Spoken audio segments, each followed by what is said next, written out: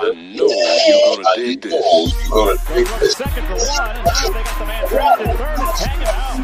And second and two, handoff goes to McCaffrey up the middle, finds a little room, lot more room, and he's off to the races. Welcome to the In the Zone Sports Talk Radio Network. You're listening to the Just Us Sports Talk Show with your host, Kate Diggs from Harrisburg, Pennsylvania, the small city with the large heart, and host Dana the Hater Clark from St. Petersburg, Florida. Also co-hosting Murray E. Baskerville from Gotta Be More Careful, Baltimore, Maryland. These are your hosts, bringing you the ultimate in sports news for the ultimate sports fan. Be sure to download the Try 99 TV app on any smart device and subscribe to In the Zone Sports Talk Television. The cost is $4.95. Thank you in advance for your support. Now sit back and prepare to get into another episode of the Just Us Sports Talk Show.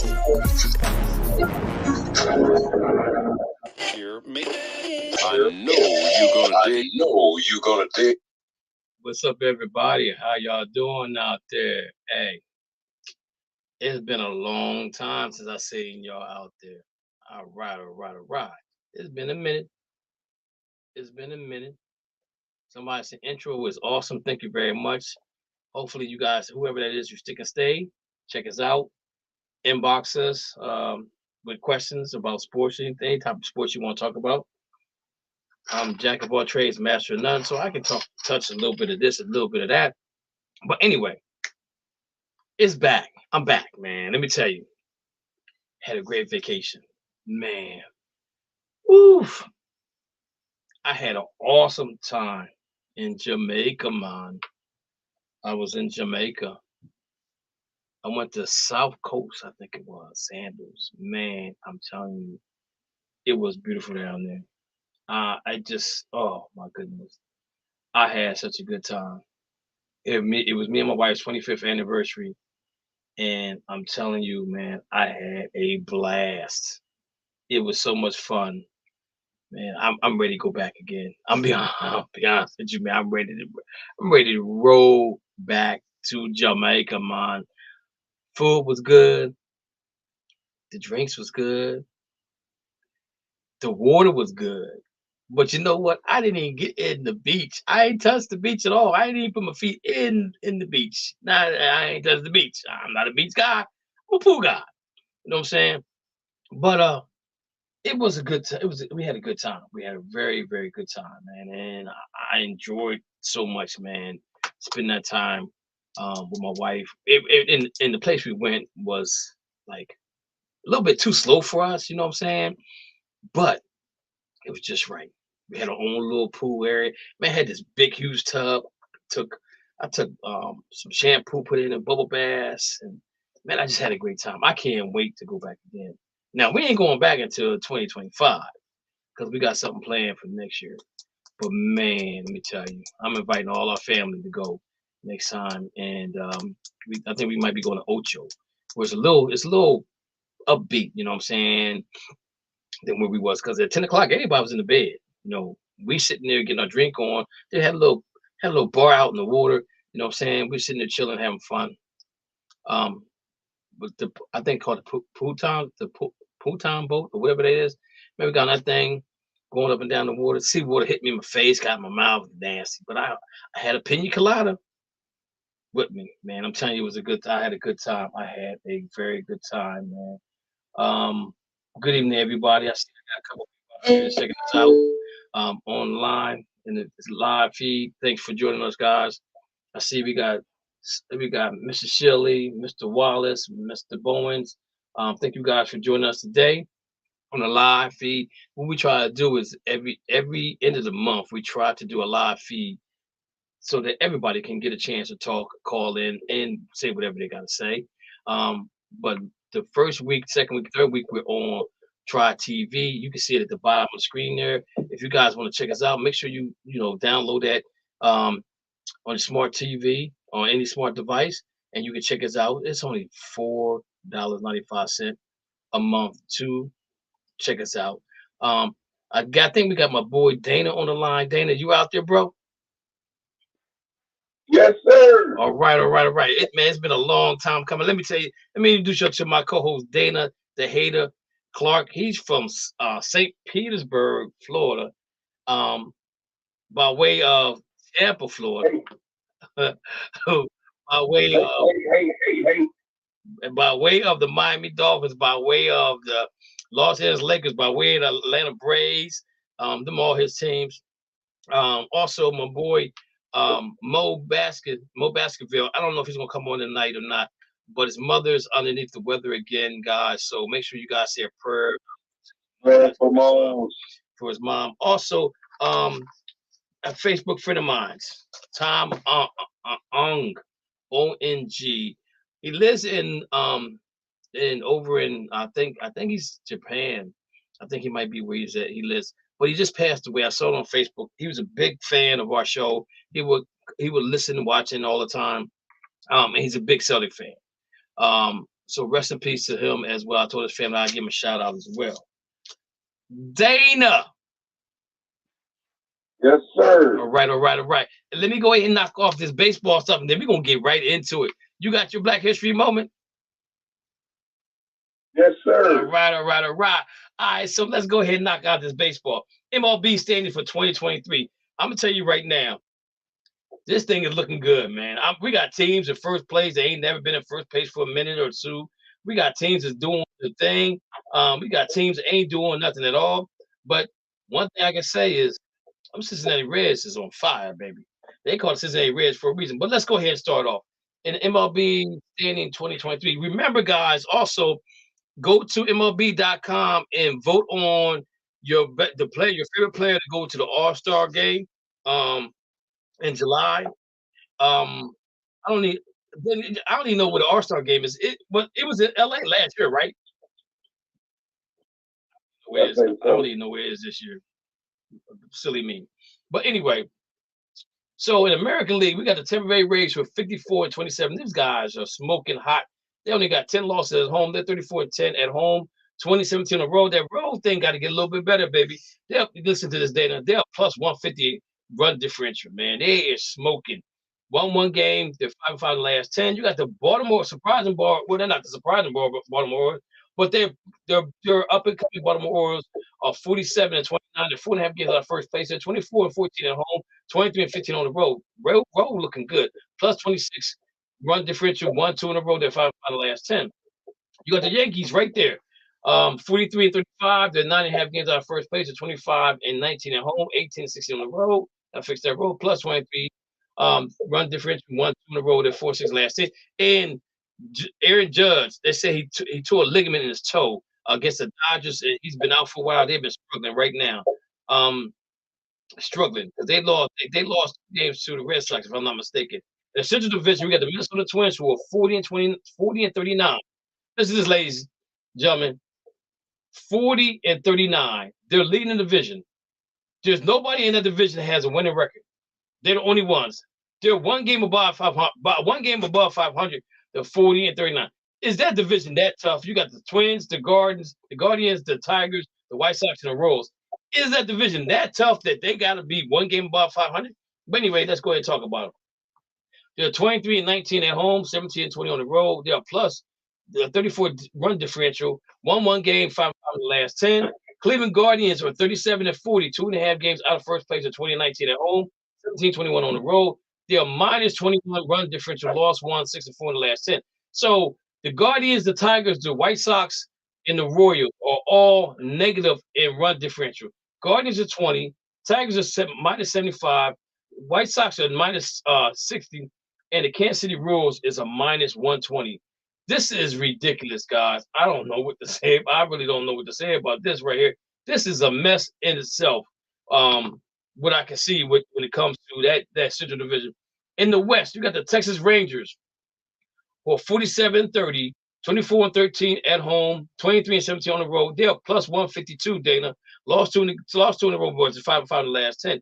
Houston Astros are 42-36, 5.5 games out of first place. 22-19 at home, 20-17 on the road. They're plus 41, 1-1 game. They're 3-7 last. Then they played the Dodgers, and the Dodgers took 2 out of 3 from them. The Los Angeles Angels are 42 and 37. 6 games out of first place, 2016 at home, 22 and 21 on the road. They're plus 41, lost 1 game, 4-6 in the last 10.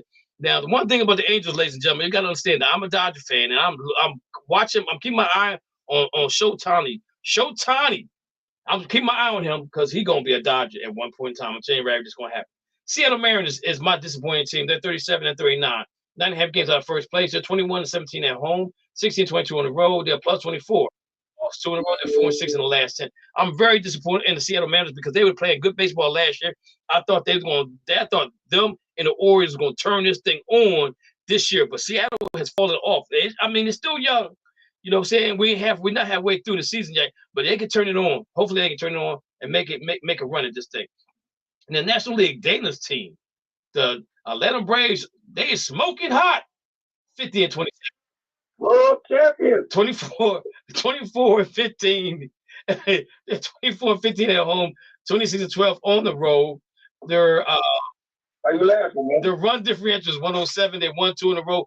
They're 9 and 1 in the last 10. They're probably the hottest team right now. The Miami Marlins are 45 and 34.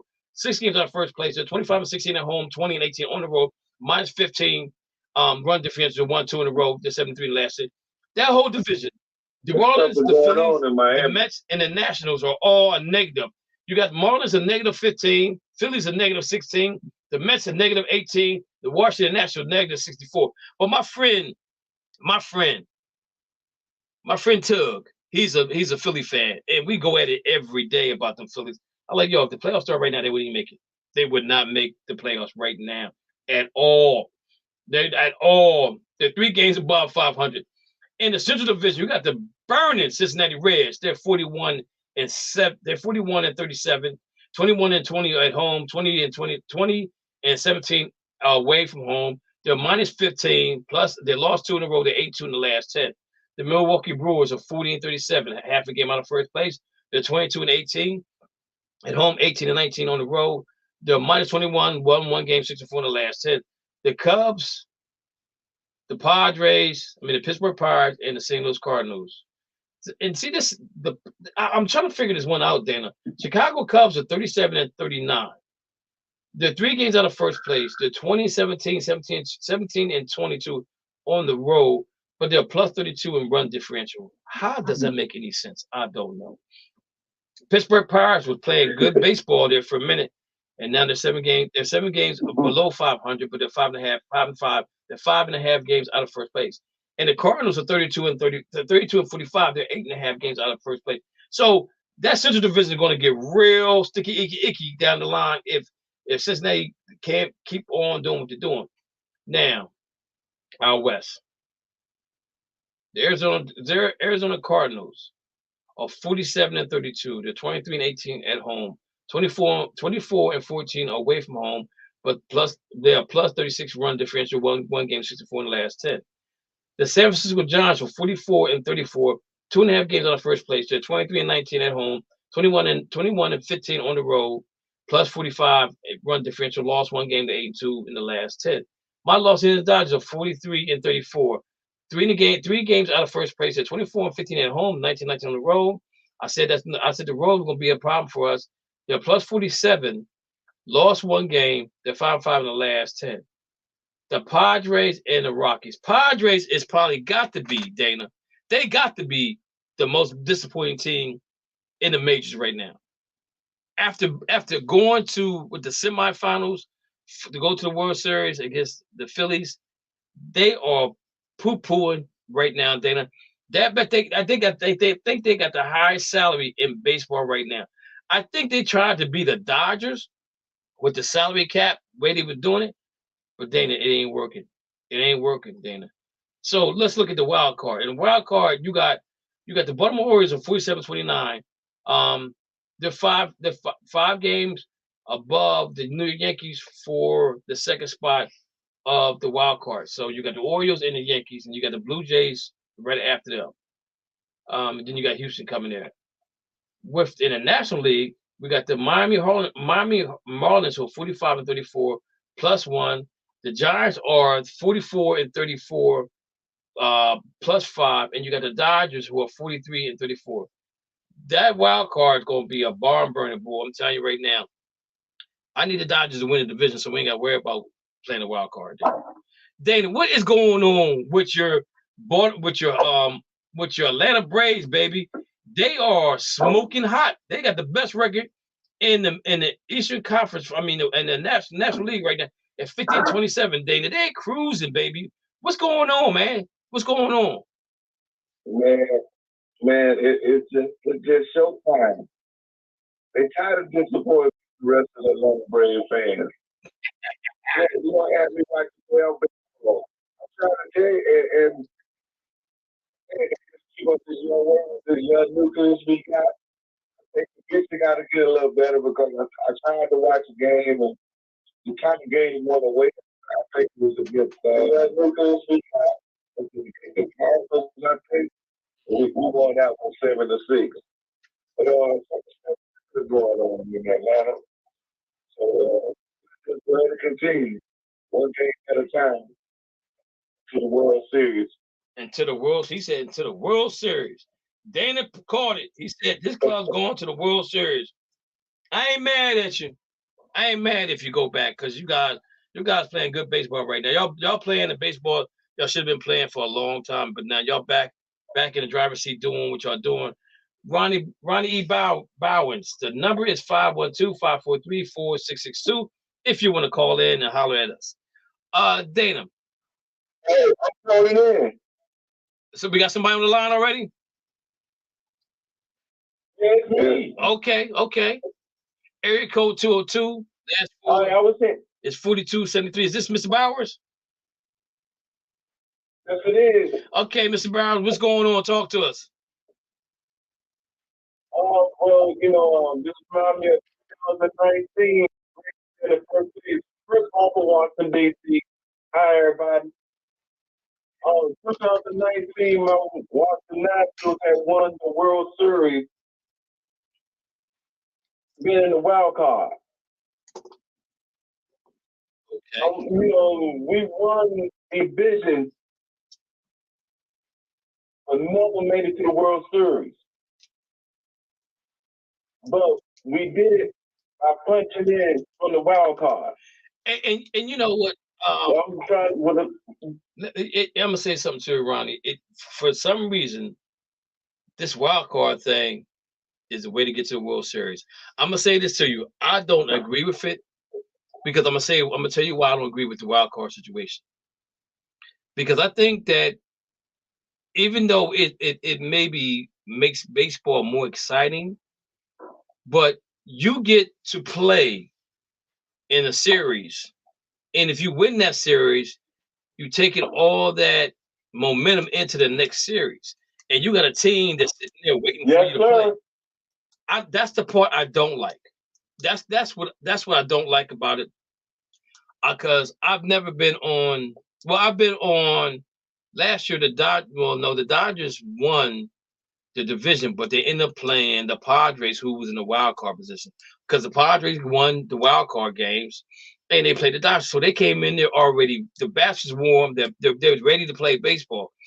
That's the only thing I don't like about it. And I'm gonna say this: I think if you're gonna do the wild card game, it should be just one game. It shouldn't be a series. You play one game and be done, because when you get that rhythm and you take it on to the next series, now grant you the team that you're playing got a better record than you. No, that was one game. No. But I'm saying after the one game, if there's one game, but then you play another. You play another game. You play another series after that. You play the one game, and then you play a series. You play the two wild cards play each other. So you play a best out of best out of 5, Dana? Yes. Okay. So you got that series coming up when you play best out of 5. So now the team that you're playing is still sitting there waiting on you to come through. So let's say it goes 5 games. Okay. You hot. The team that you're playing been off for what, a week maybe?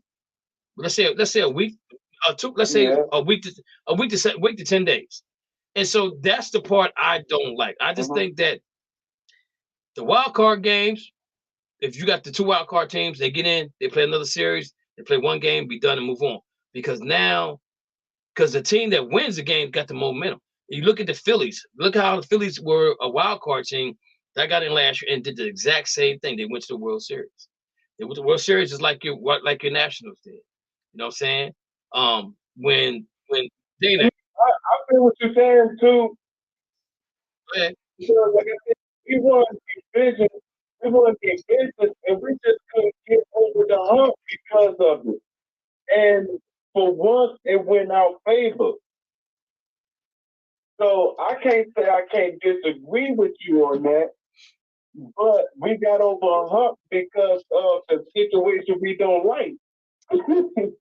Right. Hey Dana, when the Braves won the last World Series, were they wild card or did they win the division? I think they won the division. Okay. The Braves won the division, yes, because the Braves was beating a brace out of us. And I want to you get Soto. Juan Soto is very, very, very disappointed in San Diego. He was part of that 2019 Series, yep. Well, he signed a contract.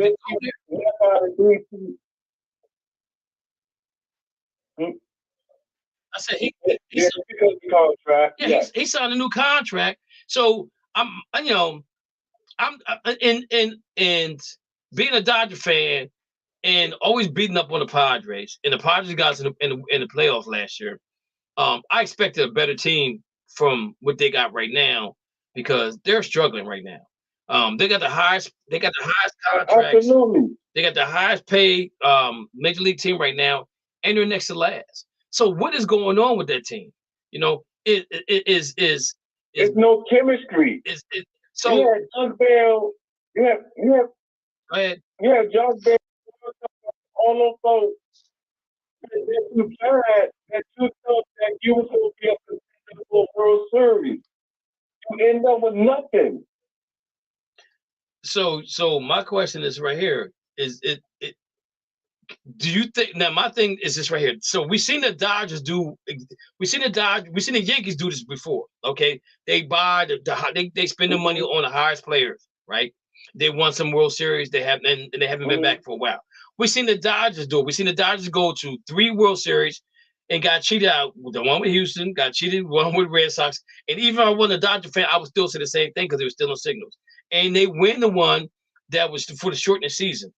I put an asterisk behind that because to me that wasn't a real World Series. You know what I'm saying? But the Dodgers had the formula to get to the World Series, to go deep into the playoffs. But I don't know what's going on with the Padres. I don't know what's the problem here with the Padres because Juan Soto, it came down to the wire between Juan Soto going to the Dodgers and going to the Padres.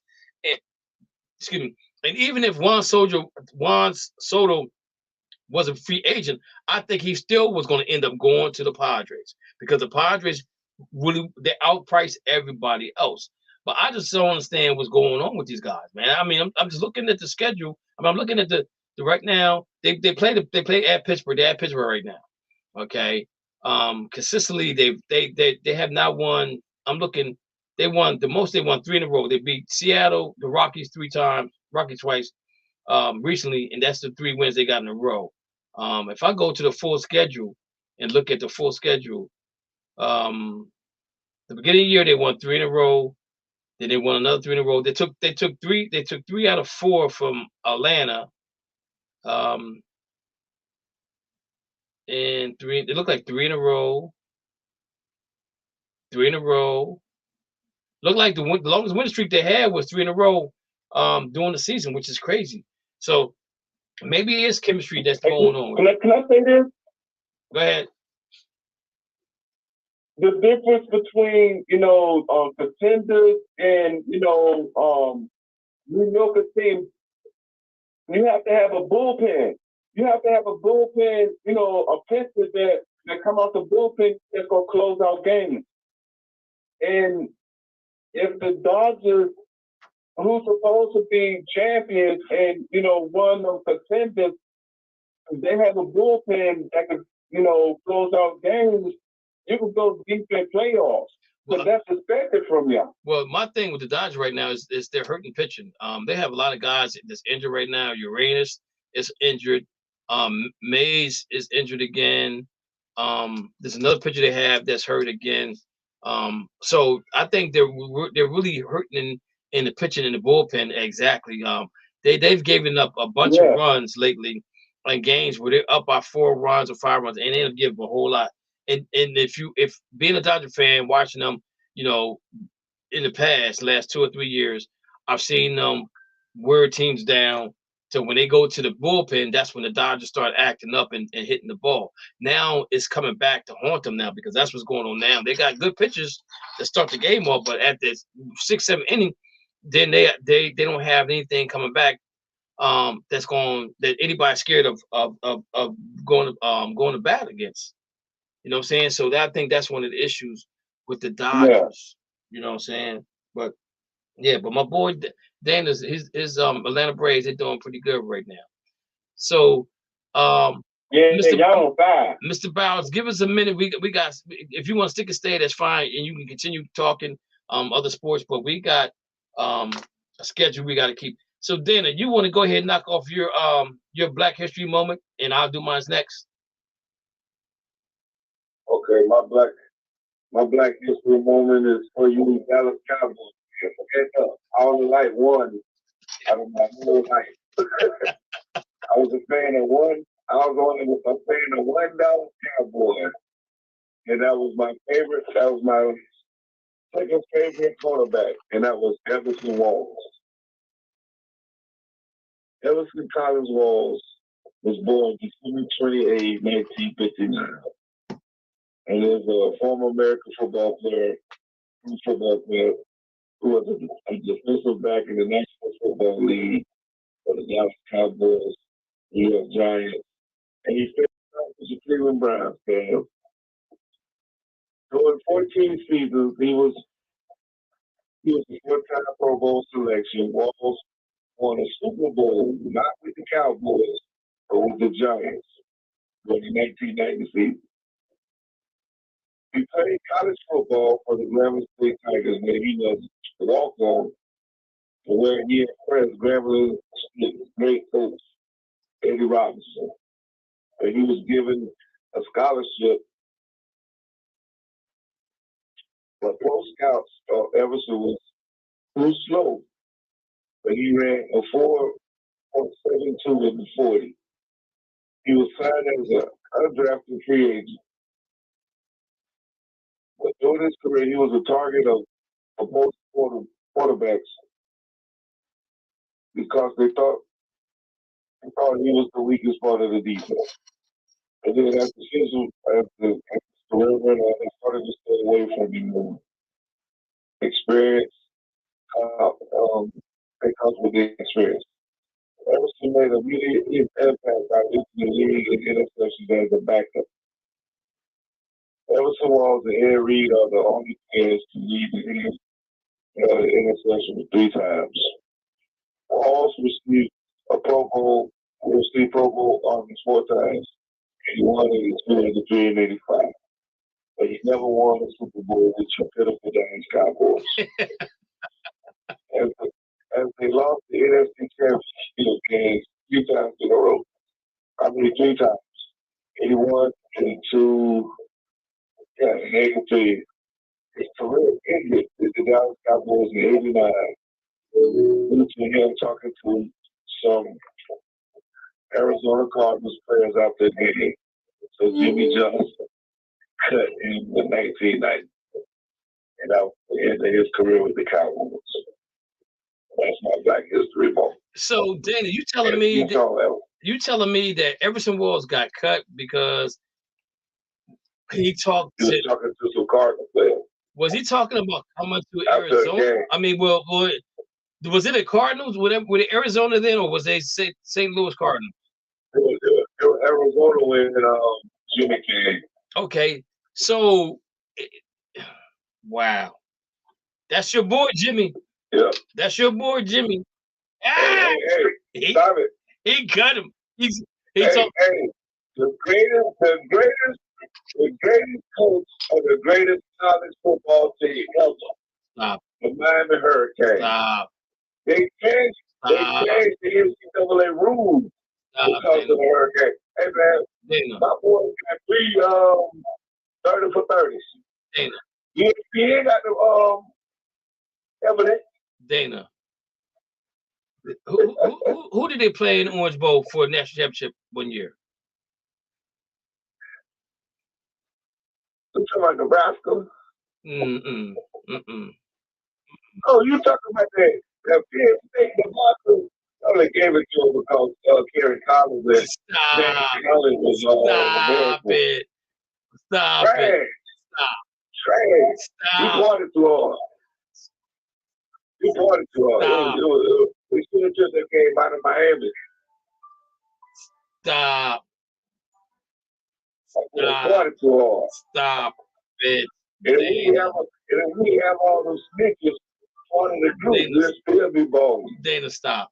Stop, Dana. We just whipped that behind. That's all we did. We whipped it behind, Dana. You gotta give us credit. Give credit where credit's due.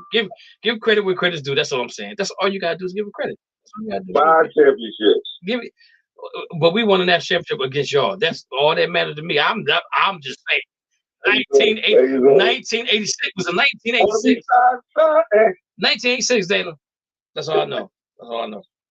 All right. So, hey man, they gave y'all that game. Okay, if you say so, but the score say different. The video say different.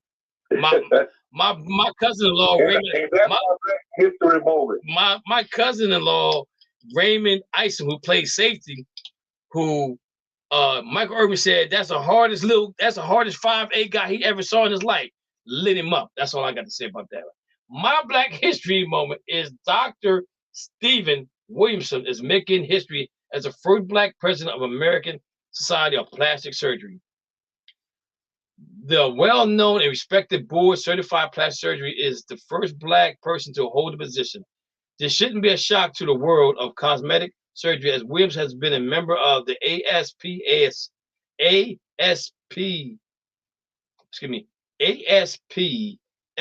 for the past 15 years. He has supported the organization by serving in various roles like membership committee, chair, vice president of arithmetic surgery, diversity committee, chair, vice president, and member before he became the president-elect. In March, he was posted as a video that included a multi-clips of articles. He was honored to be featured on Instagram to announce, celebrate, and share his goals for the ASPS.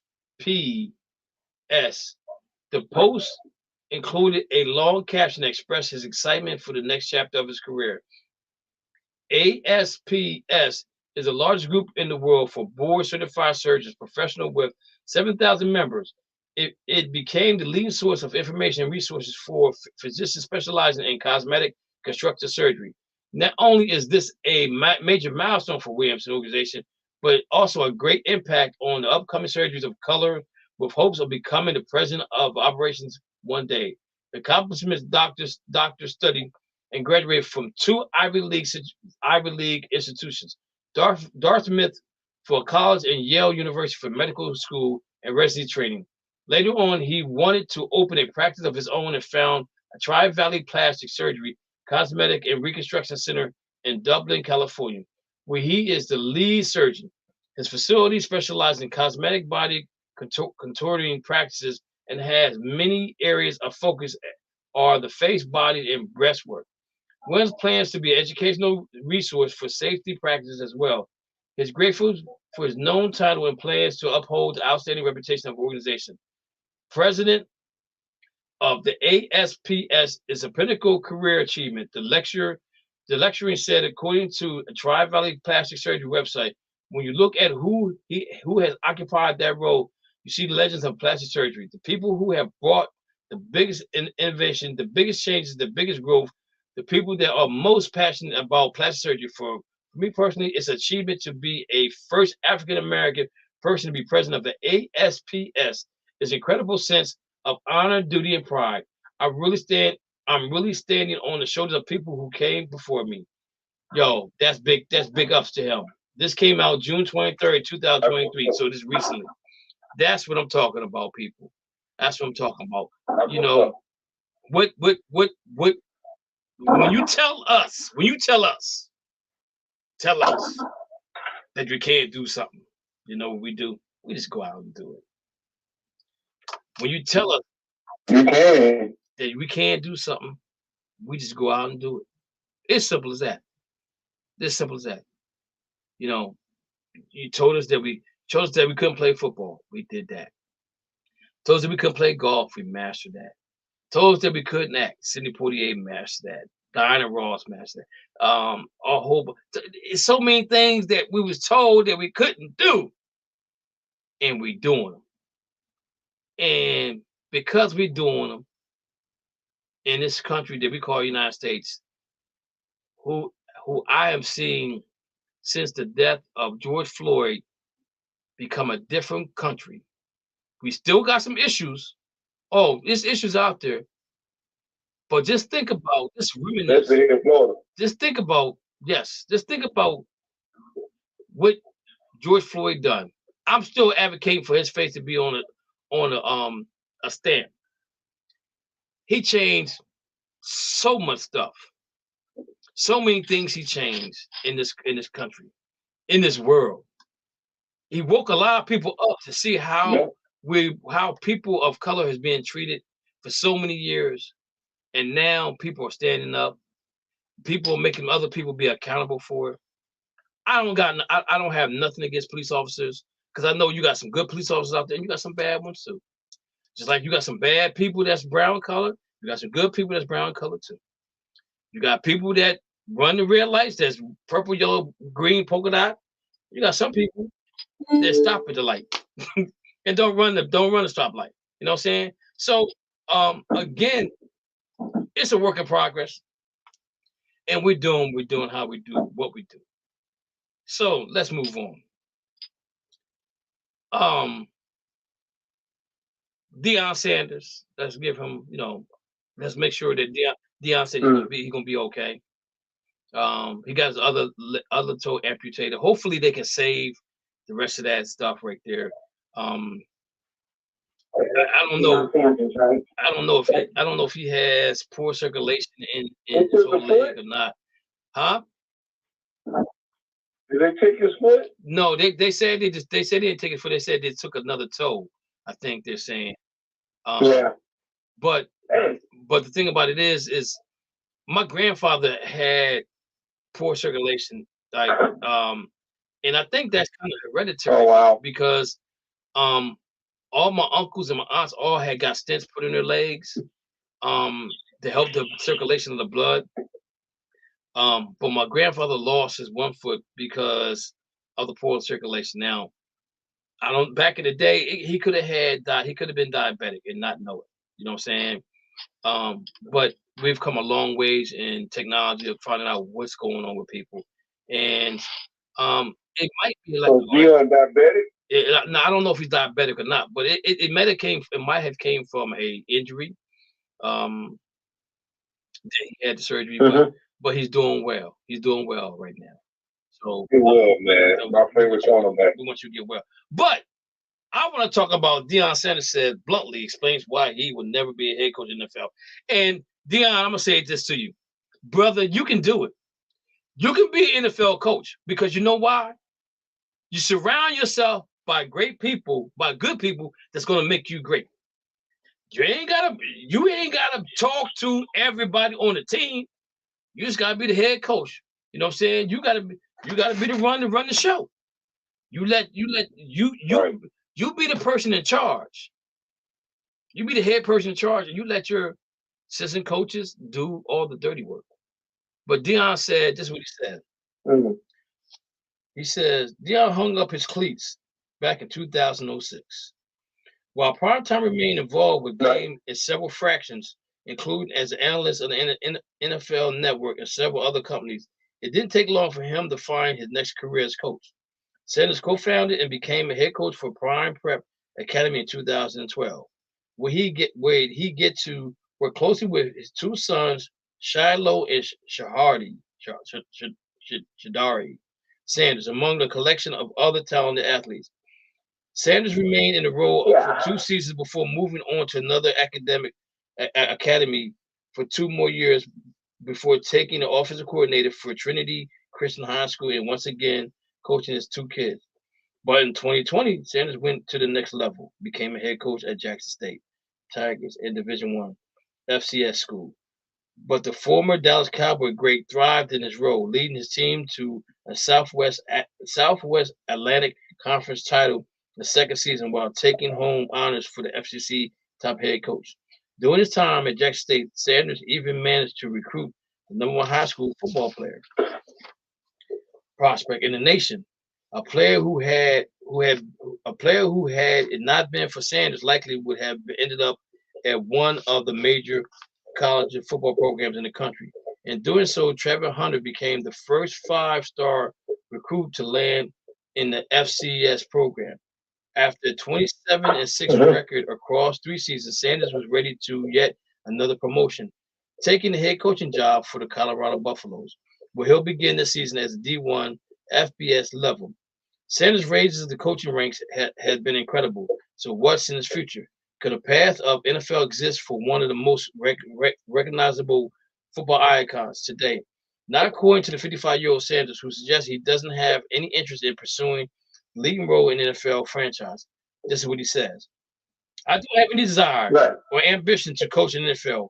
I have a problem with men getting their checks and not doing their jobs.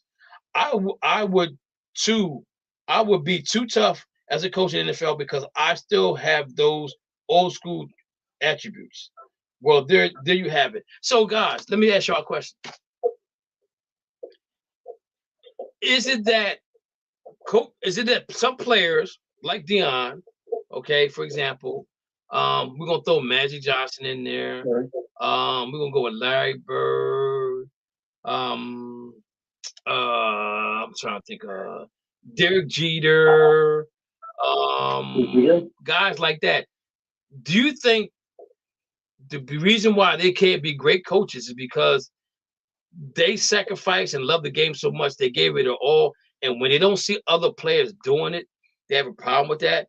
And also, do you think that now today in sports, you get paid for your potential of what you can do? And I'm just saying, as a rookie coming into the league, NFL, they have a rookie cap. Basketball don't have a cap. Baseball has somewhat of a cap. But the thing about it is, like he says, you're getting paid and you haven't done anything yet. So, guys, where did the motivation come for those players that get paid and don't do anything? And I'm going to give you guys a great example. I hope you guys write down those because I still ask you a question. I'm going to give you a great example of a guy I felt like didn't love the game of football. Johnny Manziel. He came for money. Oh, exactly. He had money. Boy. He's a fraud. He had money. And when he got to NFL, it was a joke to him. And being a Cleveland Brown fan, I was not happy with Johnny Manziel being Cleveland Brown. And Dana knows my thoughts on that dude. I did not want him at all to be the quarterback for the Cleveland Browns because I didn't think he loved football like he should have. I'm gonna give you another example of a player that I think that loves the money but don't want to put in the work. I'm gonna throw Ben Simmons into that category.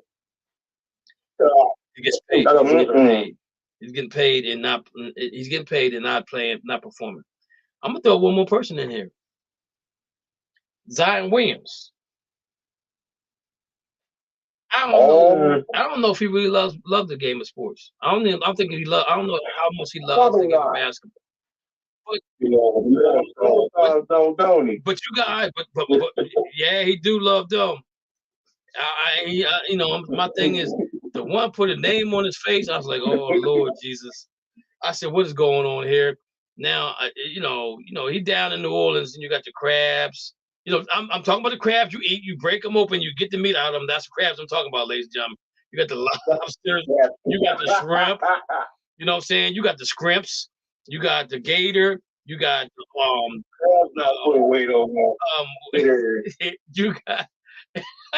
you You got Popeyes.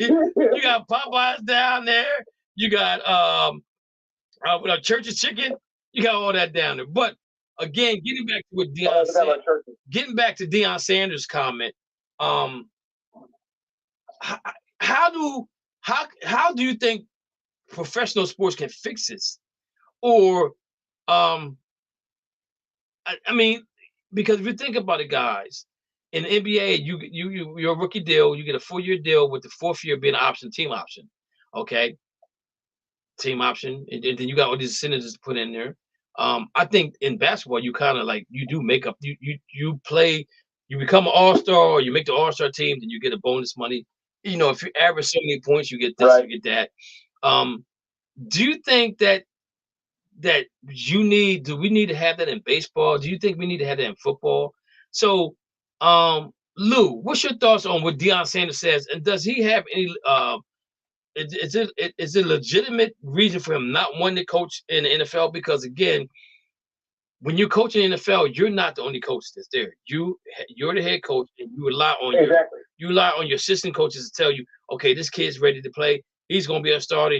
He's ready to go. You know, this is going to be a start. This is our depth chart for wide receivers. This is my depth chart for. I say if your heart's not in the game, what are you doing? I mean, you're focusing on the heart of the game. Everything you got, that's what you in the place. I mean, you're still for the fun. You're doing it for the wrong reason. I mean, for the example, Eric Schultz in the sport. I mean, you know, and they're horrible. And so, in college, once they got the pros, it was horrible. His first season, did he care? So, what are you doing? I mean, if you don't put 110% in, as the thing goes, you're not fun playing. Okay. Dana, your thoughts? Man, Deion is right. Deion is right because you don't have to be an NFL guy to know because you can work at Burger King. And there's some people that just kill your work habit when they come. They don't want to do nothing. They don't want to listen to you. Like you said, they just want the check. And if he's the head coach, and he's not getting his coach is not getting with the players, and they just coming to get the check, they're making you look bad at once. So you don't want to take that with you, and they go fail because the coach was not interested. So you look the offenders fail, and the coach is not getting to the players. So I think Deion on to something. Okay, Mr. Bauer. Because you need to make sure that you have the right. Okay. So you have the right coworkers to help you get it to the young players. Gotcha. Mr. Is it Bowens? Yeah. Okay. If you can find somebody from the outside that has a passion about sports, why not hire somebody from the outside? You know, sometimes them unknowns is the champion. Okay. I'm just saying. All right. And the thing about it is, like, you know, it's sports is already hard enough. I mean, if you think about the way sports is being done right now, any sport that you play, it's year round. Back in the day, you know, you played like if you ever get a chance, there's a book I got.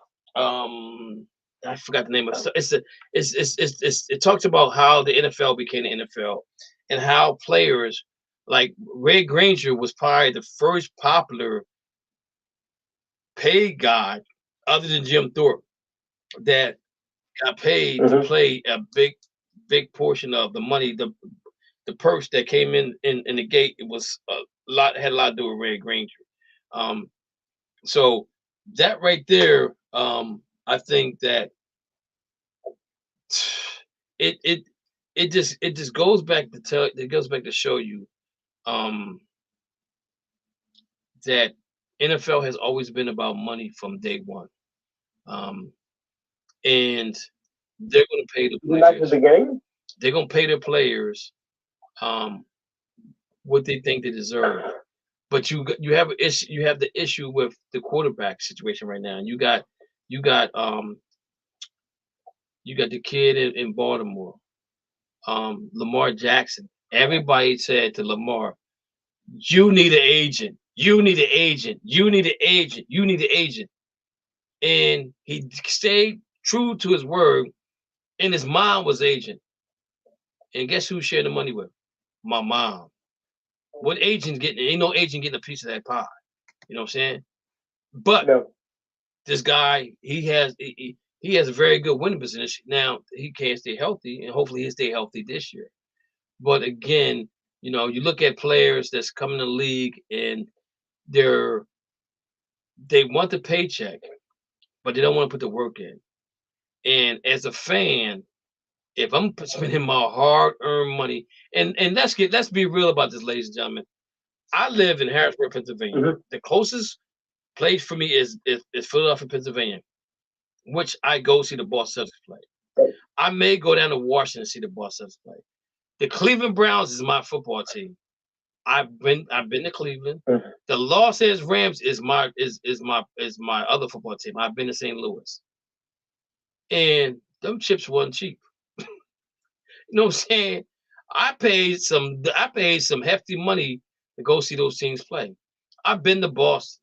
And my thing is, as a fan, if I feel like you're not giving me what I deserve, I'm going to boo you. You know what I'm saying? It's simple as that. Don't get mad. Don't get in your feelings when you're getting booed from fans, because the fans know. They know good football when they see it. They know good baseball when they see it. They know good basketball when they see it. You know what I'm saying? Like, I'm gonna give you guys for example. Play better. Yeah, I'm gonna give you an example. Like when Philadelphia played Boston in Game 7 this year in Boston, the third quarter, you could see that James Harden was done. He was done at that point. You know what I'm saying? And then it looked like Embiid kind of gave up. You know what I'm saying? But again, we pay our hard-earned money to go out and see you give 110%. And then you got one of my favorite coaches fired, Doc Rivers, because he got the Celtics title in 2008. And James Harden threw him underneath the bus. Threw him underneath the tractor trailer. All 18 wheels on Doc Rivers. I don't like James Harden now. If I see James Harden, I'm going to say it to him, I don't appreciate what you did to Doc Rivers. Because Doc Rivers wasn't the reason why you didn't play well. You didn't play well because you just didn't play well. Simple as that. And now you got who you want. You ain't got who you want, but you get ready to get paid. Daryl Morey, every Sixers fan, I'm not even a Sixers fan, knew that Daryl Morey was going to fire Doc Rivers. It was just a matter of time. If Philadelphia got the NBA Finals, they still would have lost. They still would have fired him because James Harden didn't like him. You know what I'm saying? And when it all went down, Doc Rivers knew. He knew that his time in Philly was going to be up. You know what I'm saying? But again, we're talking about the players that don't give us 110%. Dana, what you got for us? With Doc and anything. If you want to comment on me, or you want to comment on what you, I know you did your homework on some things, so I'm this is your time to shine. Man, I got a whole list of things. I just want to talk about you crack fans and analysts. A lot of you out here smoking crack. Talking about Djokovic better than Hakeem Olajuwon. I smoking crack, man. Who said that? That man can do nothing like Hakeem Olajuwon. Who said that? I was in that going like, oh, he's the best in the world. Tell me where you get your hands from so I can start putting it to you. Oh, wait a minute. Stop it, man. Wait a minute, Dana. You gotta stop jumping on the new thing. That is new kids coming. He'd have been staying to the slice bread. Stop it, man. We haven't seen it. Dana. Joker hasn't played against any real sinners. Dana. Stop it. Dana. Cry. Dana.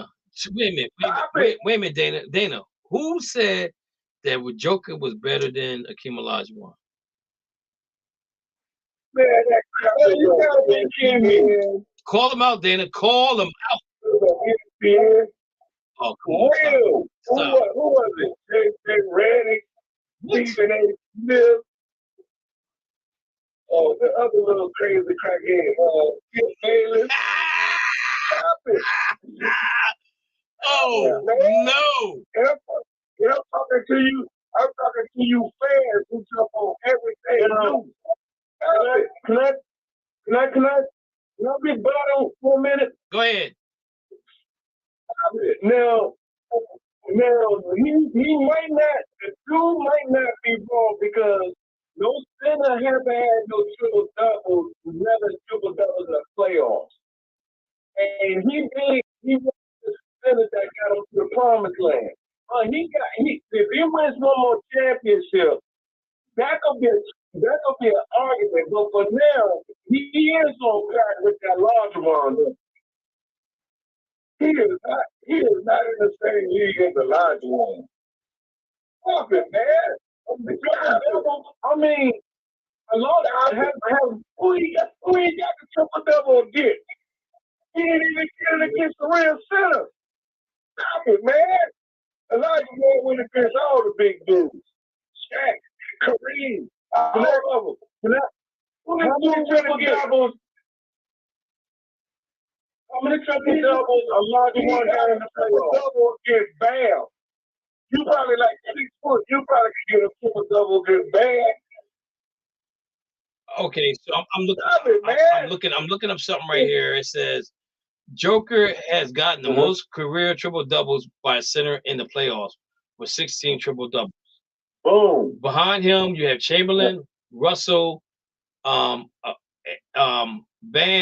Duncan, Bynum, Robinson, Akeem Olajuwon, Rulin, Walton, Lacey, Cowens, Kareem Abdul-Jabbar, Ussell.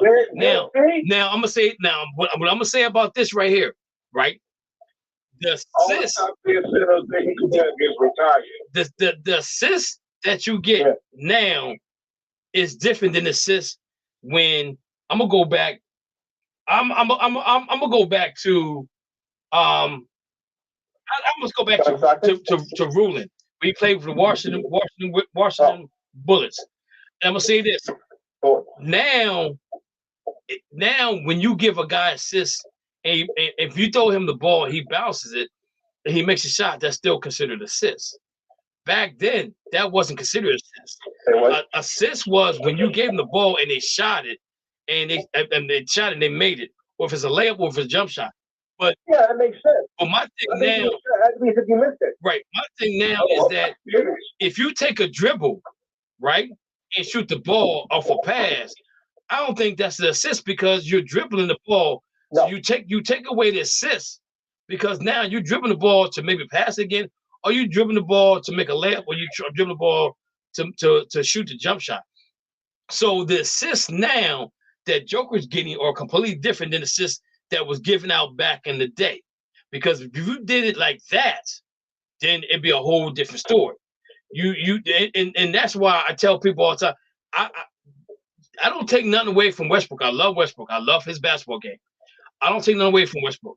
Right. But to get a triple double like Oscar is hard because again they allow you to take a dribble, or they allow you to take 2 steps to the basket, or now you get 2 steps to shoot the ball, and you get an assist. So I think the assists are a little bit overrated now because of how easy it is. And let's be real. Let's be real. How many times have we watched a game where we seen everybody from the Denver Nuggets go down the court and Joker gets the rebound? How many times have we seen the same thing happen with Westbrook? I love me some Westbrook. I think he's going to help the Clippers out tremendously. This pay to make. But how many times have we seen that happen where the shot's been taken, the other team's already down, everybody else gets out the way and let that player get the ball so he can get that triple double. So again, the rebounds can be questioned. They can be questioned. All that can be questioned because now that we're playing, now the game's differently. But I'm gonna say this, and I love me some Akeem Olajuwon. I'm gonna tell you right now. Yeah. I You bet not. met Akeem Olajuwon. Yo, he's one of the most humblest people I ever met in my life. Right? But I'm gonna say this to you. Akeem Olajuwon, like Dana said, make Shaq cry. Shaq finally came out and said the reason why Orlando lost to the Houston Rockets is because Akeem Olajuwon took him to the bank. And somebody else, had a conversation about this before. Remember, Dana? With Van Shaw, he's talking about how Shaq was this and how Shaq was. And I said to him, you can't compare the numbers. But what I remember is Akeem Olajuwon footwork making Shaq do the dirty dance on the floor when he didn't know when Akeem was gonna shoot it, do a layup, jump shot, or anything of that nature. So my thing about that, let the Joker gotta win some more titles in order for me to say he's better than Akeem Olajuwon. Yeah, exactly. Olajuwon. Stop it, man. Stop it. He's stupid. Stop it, hey, bro. Yeah, I don't agree with that. I don't agree with it now. I'm gonna say this: Joker makes the game. He makes the game look so simple to everybody else when he's on the court. It makes it. No, Dana, no. Go ahead. Well, with the larger one, right? Nobody could stop this fade shot. That one, that fade, nobody could stop that at all. Free throw defense, you got all that. So when you go rebound, when you go do the sprint and you can get the points necessary and be collecting the points, come on, man. You know what finish to do. I wanted Miami Heat to win the championship, by the way. Man, I'm not taking away from Joker. Joker makes the game. Joker makes the game easy for everybody around him because he does everything well. Dana, you know how I love my international players, and Akeem Olajuwon is an international player. You know what I'm saying? You look at my man Victor coming over here, international player. He about to take over. But again, Dana. Yeah. Dana.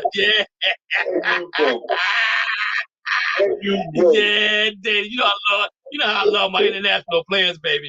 But for somebody to tell me, but if somebody comes back and tell me, but wait a minute, Dana. They trying to start that. If somebody comes back and tell me, start that European versus USA players. It's about time. Let's make it happen. Let's make it happen, Captain. We done talked about that for 2 or 3 years now. Make it happen, Captain. You know what I'm saying? Let's do that. Let's do that, baby. Let's see. The European players don't have to fill up a roster. Yeah, they do. I'm telling you, let's make it happen, Captain. But then you know how I love my international players, and Akeem Olajuwon is an international player. No, stop. You know what I'm saying? But you gotta look at it though. Joker makes the game easy for everybody around him, and that's the key. That's the key thing about basketball, Dana. If you really think about it, you get guys around you to make the game easier for everybody else. And what Joker does, he makes the game easier for everybody else because he can shoot the three, he can get in the post. You know what I'm saying? He can shoot a free throw. Come on, Dana. I'm agreeing with you, but I'm still saying that Joker ain't. He's a real deal. There's a trade that just happened, and I'm trying to find it right now. With Dallas and the Jazz, but I don't see it coming. I don't see it just yet. I'm on ESPN. I don't see nothing. But something just went down on my phone. Something just went down. The Jazz and Dallas Mavericks, I think they made a trade or something. I don't know what it was, but I'm not impressed. But then I know you're never going to be impressed with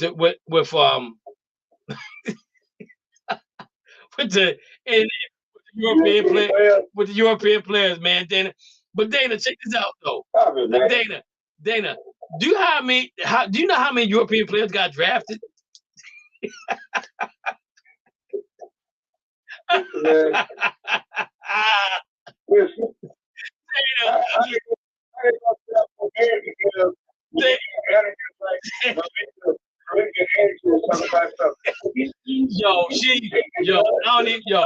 Don't even bring her up because she pisses me off. She makes me so upset, man. Why do you bring up all the negativity? Why do you always got to bring up negativity about a basketball player? And the thing about it is, though,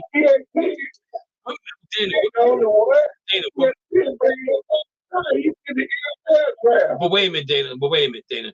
So I'm not prejudiced. I got white friends. Well, how's she gonna say, yeah, look at the mom, how she raised that son of hers up to be a great young man. Yo, Malika Andrews is she's fucking. She's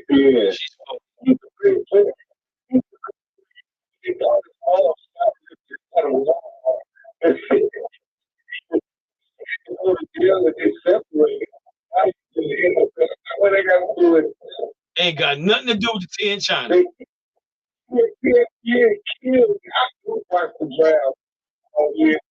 didn't even watch the NBA draft until I saw that with Malika. Yo, I be telling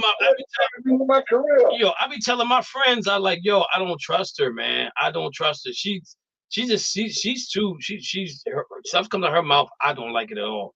You know what I'm saying? And my thing is,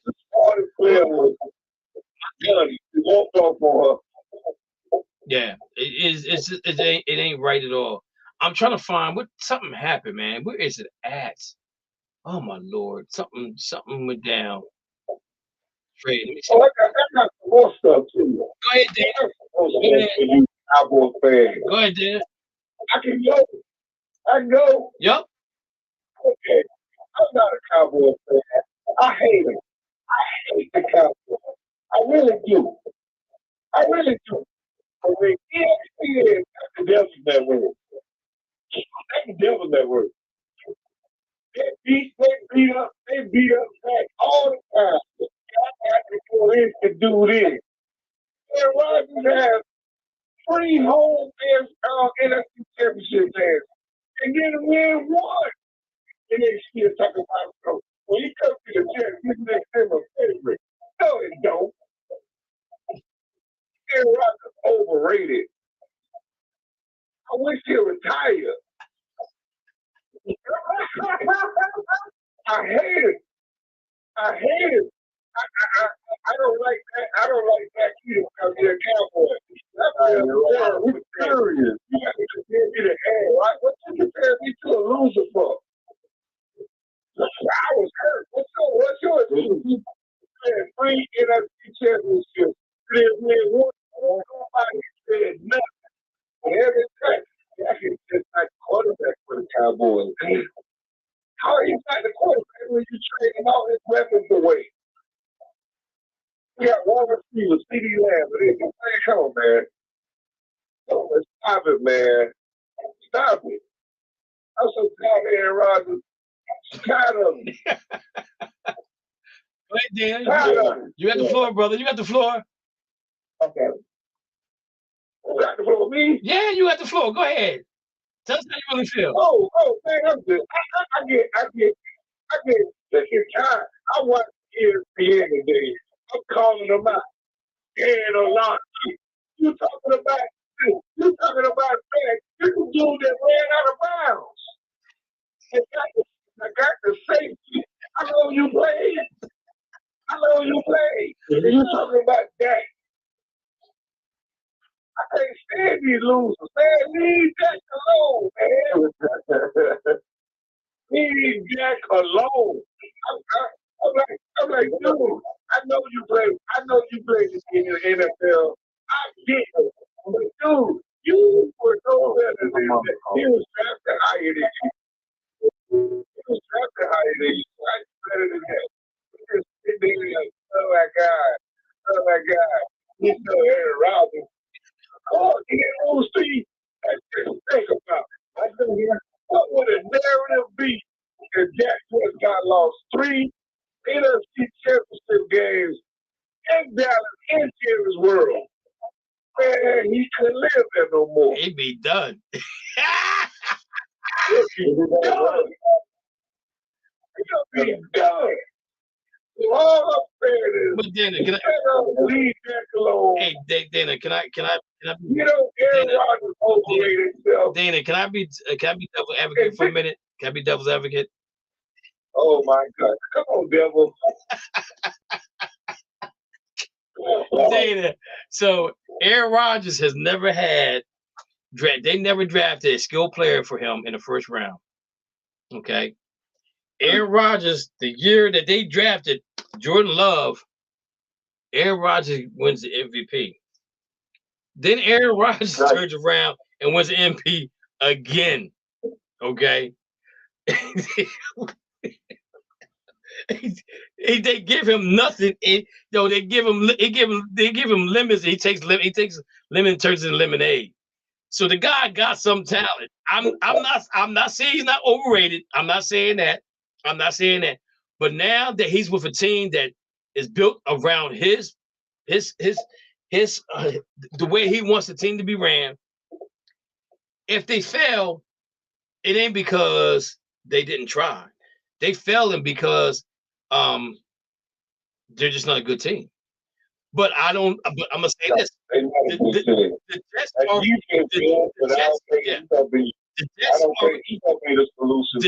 the Jets already had a good defense. Okay, they just needed to find them a quarterback, and what they did, they found them a quarterback. And the thing about it is, though, if I'm the Jets, I'm still not going after Aaron Rodgers because Aaron Rodgers is gonna give me 2 years, 3 at the best. You know what I'm saying?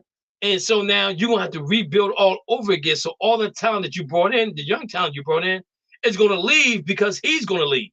So I would not have went after Aaron Rodgers. If I was the Jets, I'd have been all in on getting Lamar Jackson because he's still got a future. He got another good another 8-9 years. Aaron Rodgers, in my eyes, got 3 more years at least. 3 more years to make it right. But do I think the Jets are better than Miami? No. Do I think the Jets are better than Buffalo? No. Who else is in that division? You got the Jets, New England. They are better than New England. You know what I'm saying? But the thing about it is, it does make that division a little bit more competitive now, okay, than it was before. Is there a good possibility, Dana, that all 3 teams, the Jets, Dolphins, and Buffalo, can make the playoffs next year? This season coming? I say so. Yeah. Is there a good chance that Cleveland, Baltimore, and Pittsburgh can make the playoffs next year? I mean, not Baltimore, Pittsburgh. Not Pittsburgh. Cleveland, Cincinnati, and Baltimore make the playoffs next year. I could say I would say that I would pretty say they got a good chance of doing that as well.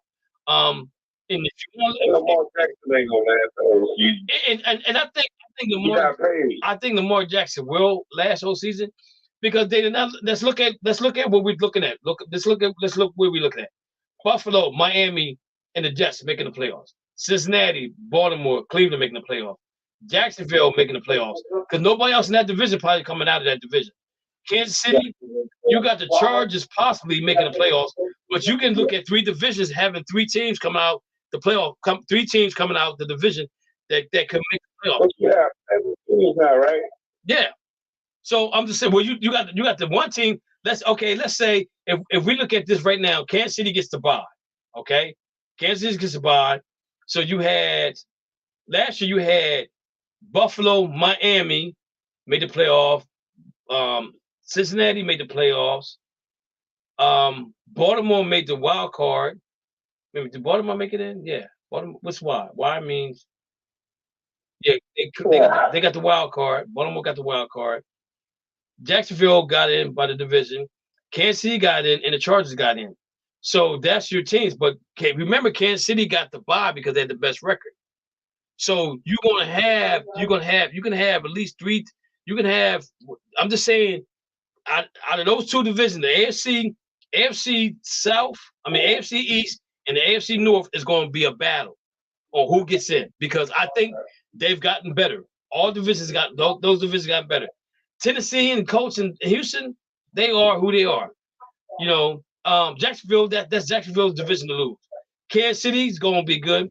The Chargers probably going to be the team that's going to really have to step up and do something well, because if they don't, then they're going to lose out, and they're going to lose out, and they're going to their coach is going to get fired. You know what I'm saying? I really believe that. Dana, what else you got for us? Because you on the road, brother. Okay. I want all the fans to say, I know we've been waiting for this fight for the longest. I don't know if you can put it up, but who's going to win the fight July 29th between Errol Spence and Terrence Crawford? I got Terrence Crawford with an 8th round knockout. Who was that? You said Smith and who else? So I said Errol Spence and Terrence Crawford. July 29th. If you have boxing fans, I mean. I know Mo would have been part of this. Okay, what's the guy? You said Spence, and what's the other guy's name? No, Spence and Crawford. Terrence Crawford. Okay.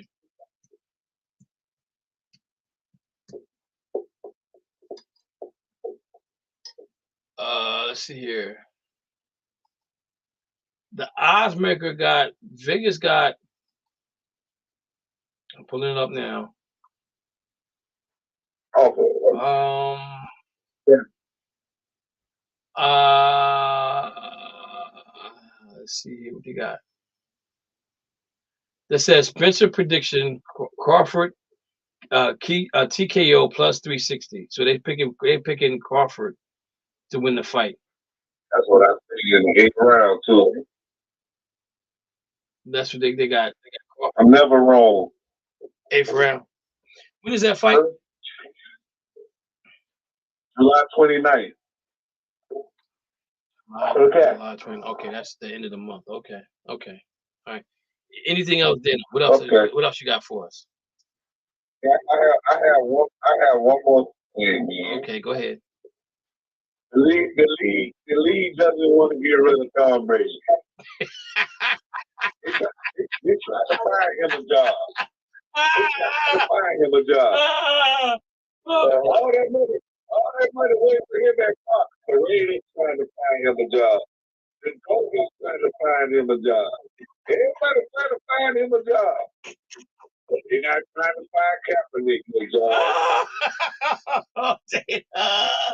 Oh, Dana.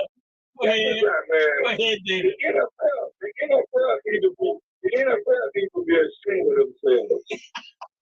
Every NFL fan needs to be ashamed of themselves. I'm going off the I'm tired of you people. I'm tired of you NFL fans. You don't sit there and let them look at Kaepernick like he didn't go to the Super Bowl playing. But no, you want them to pick Josh Johnson. What's the two brothers? They tried to give him the Tennessee coaching job. He didn't want it. What's his name? What's the little brother's name, man? TC They Titan? tried to give him a job. He didn't want it. You talking about Tennessee Titan? He didn't want the job. Yeah, they tried to give him the Tennessee. Him and his brother like got jobs before Kaepernick.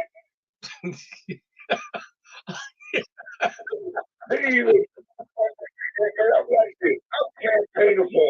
I'm like, come on, man. I'm trying to throw Cam Newton away.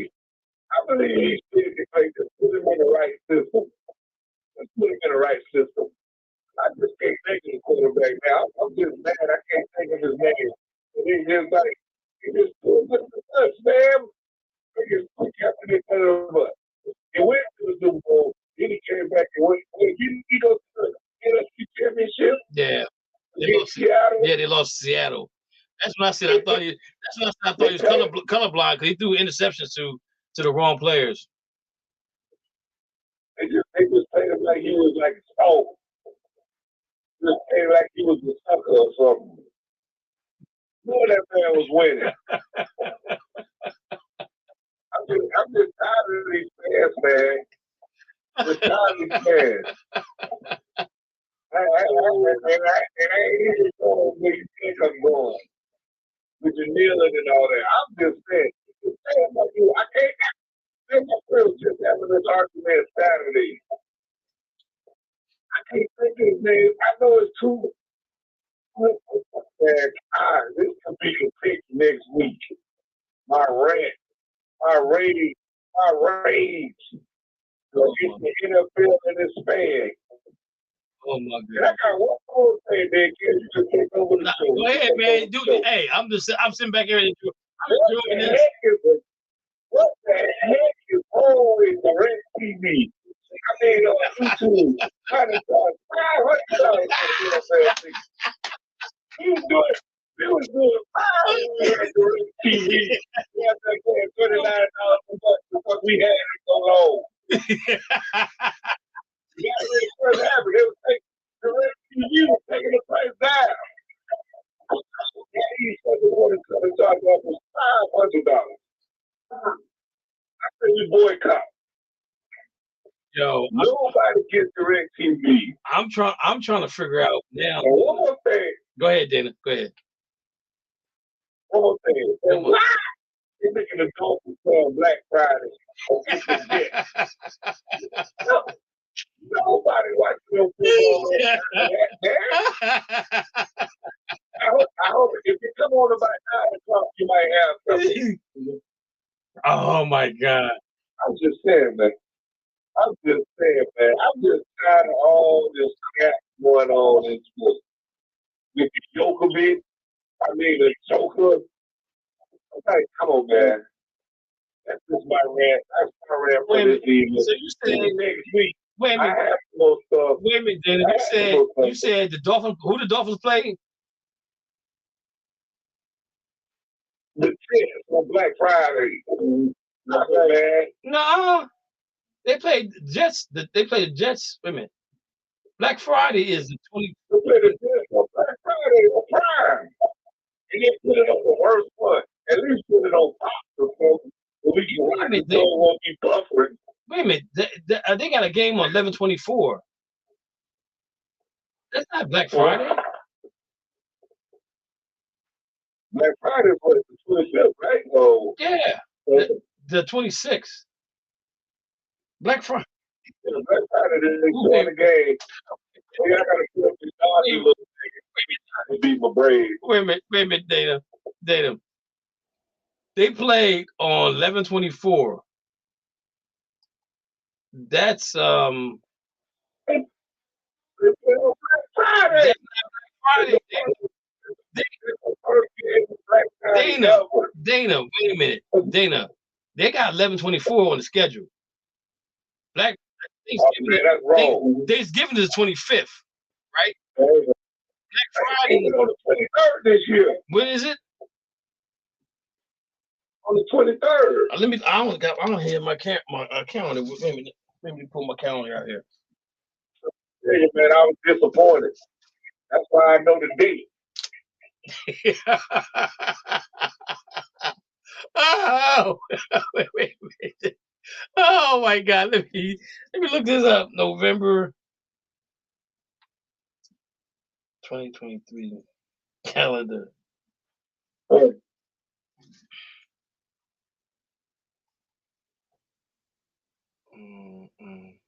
Wait a minute.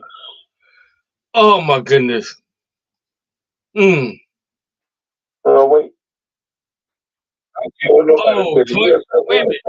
minute. Okay, the 24th is the Friday. That okay. Yeah. That game did. That's at 3 o'clock. Anybody watching that game? Everybody they're gonna be hungover or they're gonna be asleep.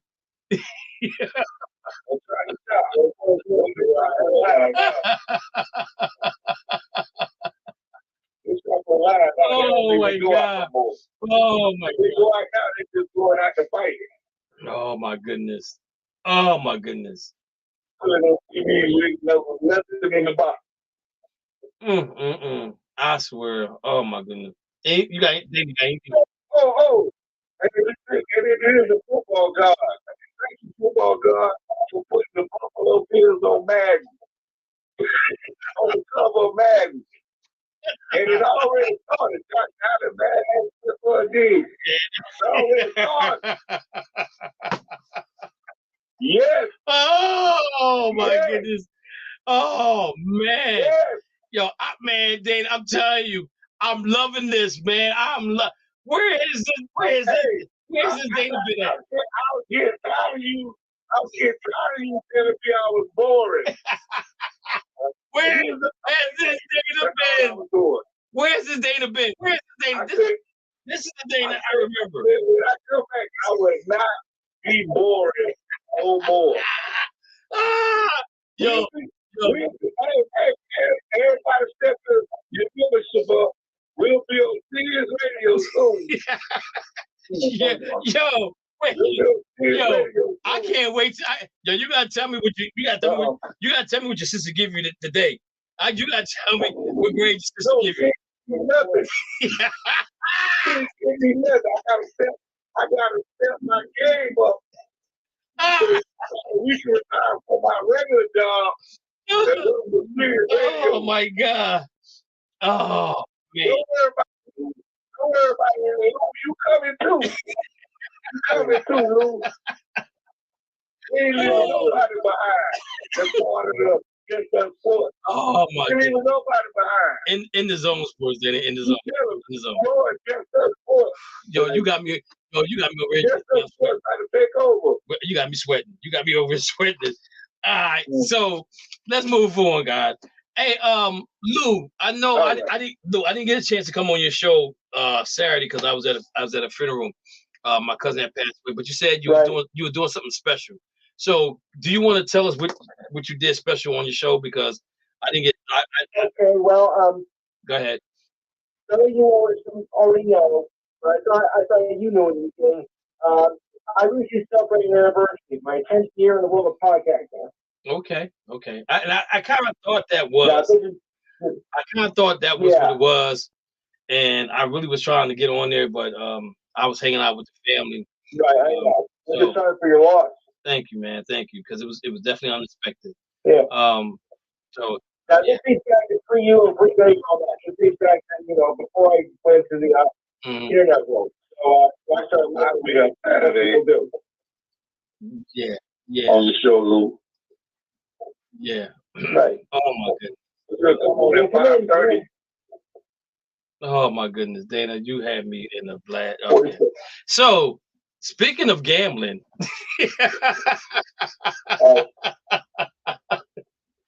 my Lord, man, let me hold up before I go on. Man, I missed this. Man, these last 2 weeks, I've had fun with my wife and my family.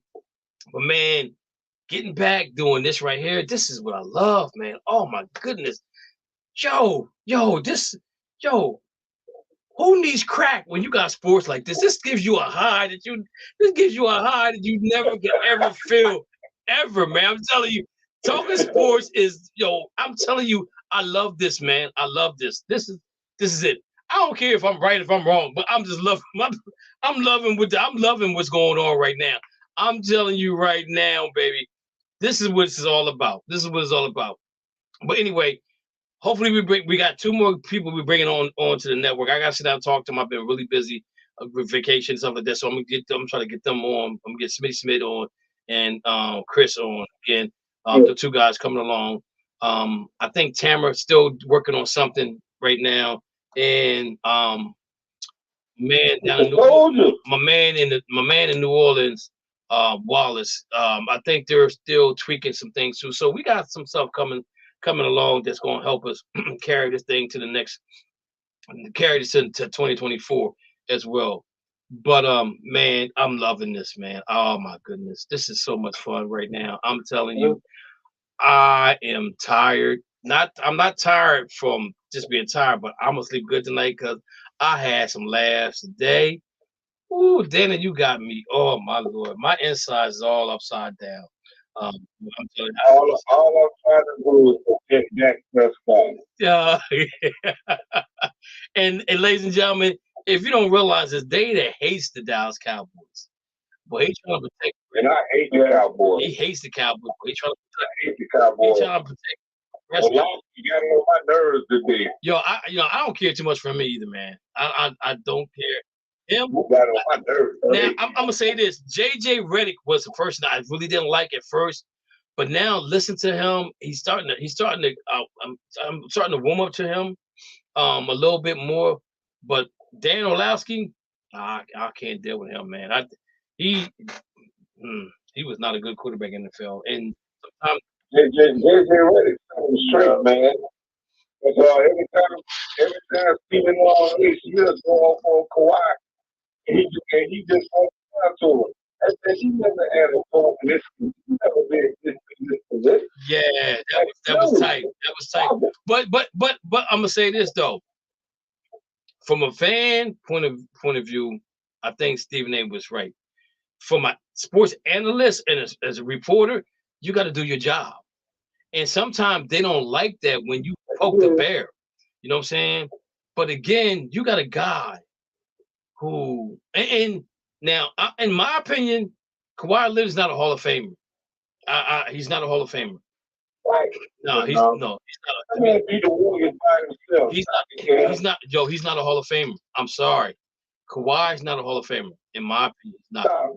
Dana, he has not played enough basketball, Dana. I'm sorry, Dana. He's not played. Okay. Yeah. So let me wait. Let me go back. Let me reverse this. I'm not gonna say he's not a Hall of Famer, but he's going to tarnish his legacy. Okay, and legacy does have something to do with you going to the Hall of Fame, but he's tarnished his legacy because of how many games he doesn't play. And I blame Popovich on all of this low management bunch of malarkey, bulls, crap and stuff. You know what I'm saying? I blame him for this. But now, does he have a legitimate excuse for not playing? Yes, he does. Okay. But I'm just saying his legacy is going to be tarnished because you don't know if he's going to play, if he ain't going to play. Can you imagine? Listen, Dana, can you imagine Chris Paul, Paul George, and Kawhi Leonard all on the same team together, walk in and say, "Oh, I did warm-ups, but my knees bother me. I don't think I can play." Because that's what Stephen A. was getting to it. He was leaning towards that right there. And I'm not even questioning his money at all, but the money that he's getting from the Clippers, he need to get some of that back because he's been there going on 3 years now. And Dana, I can guarantee you, out of 82 games, let's see, so let's just do the regular season, 82 games times 2, that's 164 games. I bet you Kawhi might have played 50 games in 2 years. That's the issue I have. Wow. That's the issue I have with him. And I don't think all the time he's hurt. And because the thing about it is, I remember my trainer said to me one day, he said, "Dixon." I said, "Yeah, Mr. B." He said, "Are you hurt or you injured?" I said, "I don't know what's the difference." He said, "If you're hurt," he said, "if you're hurt, you can play. If you're injured, you can't." I said, "Oh, I'm just hurt." "Oh, then get back out there and play." I said, "Okay." Because there is a difference. There is a difference. You know what I'm saying? And Tyronn Lue, I'm telling you right now, I bet, Dana, if they ask him to sign a contract extension, he's gonna say no. He did not sign up for this bull crap. You know what I'm saying? You got Kawhi Leonard on one pedestal, you got Paul George on another pedestal, and he asked him to come out there. All right, Kevin Perkins. You know, he asked him to come out there and look what happened. You know what I'm saying? So I'm just saying. But getting back to gambling. Yeah.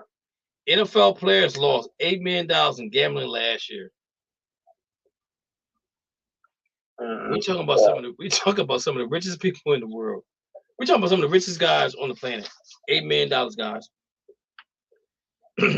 Listen to this. The NFL may be starting to realize that allowing players to gamble was not such a good thing.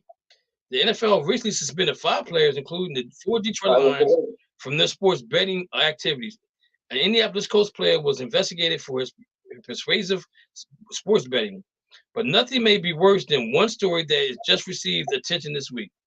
Pro Football Talk's Mike Floor reported on Wednesday that one NFL player lost $8 million in gambling in 2022. Floyd did not disclose the identity of the player. It's possible he wasn't even told who it was, but that may not be as important as the underlying issue. $8 million, Dana? Lou? Wow. See, this is the problem when you allow Vegas to interfere in sports. Yeah. One player lost $8 million. Now think about $8 million. Think about $8 million in 1 year of betting. So you know it has to be somebody that got some money. They got money. And my issue with this right here is that, wow. You know, and it goes on, it says this right here. It says, Floro did not disclose the identity of the player. Okay. Professional sports leagues used to keep sports betting as far away from the product as possible for the integrity purposes. MLB took a particular strong stance against betting, just as Pete Rose in the response to Black Sox scandal over 100 years ago. None of the leagues will allow a franchise to be located in Vegas. Now, all the leagues have now partnered with the sports betting companies, but become investors on them. These are the advertisements all over sports leagues, promoting wagering as well as sports books inside stadiums. We have seen coaches lose jobs, players get suspended, and college athletes investigated over sports betting. Now we're hearing about NFL players who lost $8 million. Charles Barkley has always said that gambling is not a problem if you can afford it. All we can say is that hopefully the player can afford it. Because losing that kind of money on gambling is not a good thing, and something that should cause the league to reevaluate their stance on sports and betting. Want more great sports stuff? Subscribe for the free newsletter. So the NFL opened up this can of worms, and now they got to deal with it. This is not a good thing. This is not good for the NFL at all. $8 million this young man lost. $8 million. $8 million on betting.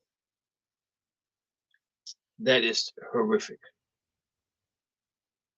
Horrific. All right, real quick. Before I move on, before we talk about John Morant, Dana, what's up? What's going on? What's going on with the Miami Dolphins right now? In camp, anything good going on? We're preparing for this whole run this year. I wanted to say something, but I don't really know if it's true. My source told me don't say nothing until he get back with me. It's bad news for the NFL, but it's going down. Y'all trying to get Dalvin Cook? I heard it was a tweet. I heard it get 2 players. Dalvin Cook and DeAndre Hopkins? Oh, man, how did you know? I didn't say nothing, man. I just agreed. Hey, y'all got that kind of money? If that happens, nobody's stopping Miami. Only injuries. And Tua got to stay healthy, man, if they do this. Dana, y'all got that kind of money? Yeah. Listen, I'm trying to tell you what I heard, man. All right, so I'm hearing what you're saying. I pulled up the salary cap. Okay, so the team cap space right now as 2023 top, it says total cap liability $242,659,295. Top 51 Team cap space is 13 million. Offensive team is making 114 million. Defensive team is making 112 million. Special teams are making 60 million. That don't leave a lot of room to add both of those guys. That's all I'm saying. Because DeAndre said I heard DeAndre won 17. I heard they're gonna make some cuts, some trades. I heard they're gonna make some cuts too. To get some of that money. I'm just saying, I'm saying too much. I hope they're not listening. Well, I mean, you know how I do my homework, so I'm going to ask questions anyway. But I'm just saying I don't know how they're gonna make that work with the salary cap that they got right now, because you got active right now $149 million. The max salary cap is $197 million. The active contract you have right now is 149. So that leaves you with 20. No, I'm sorry. That leaves you with 30. What's that? 30. Hey.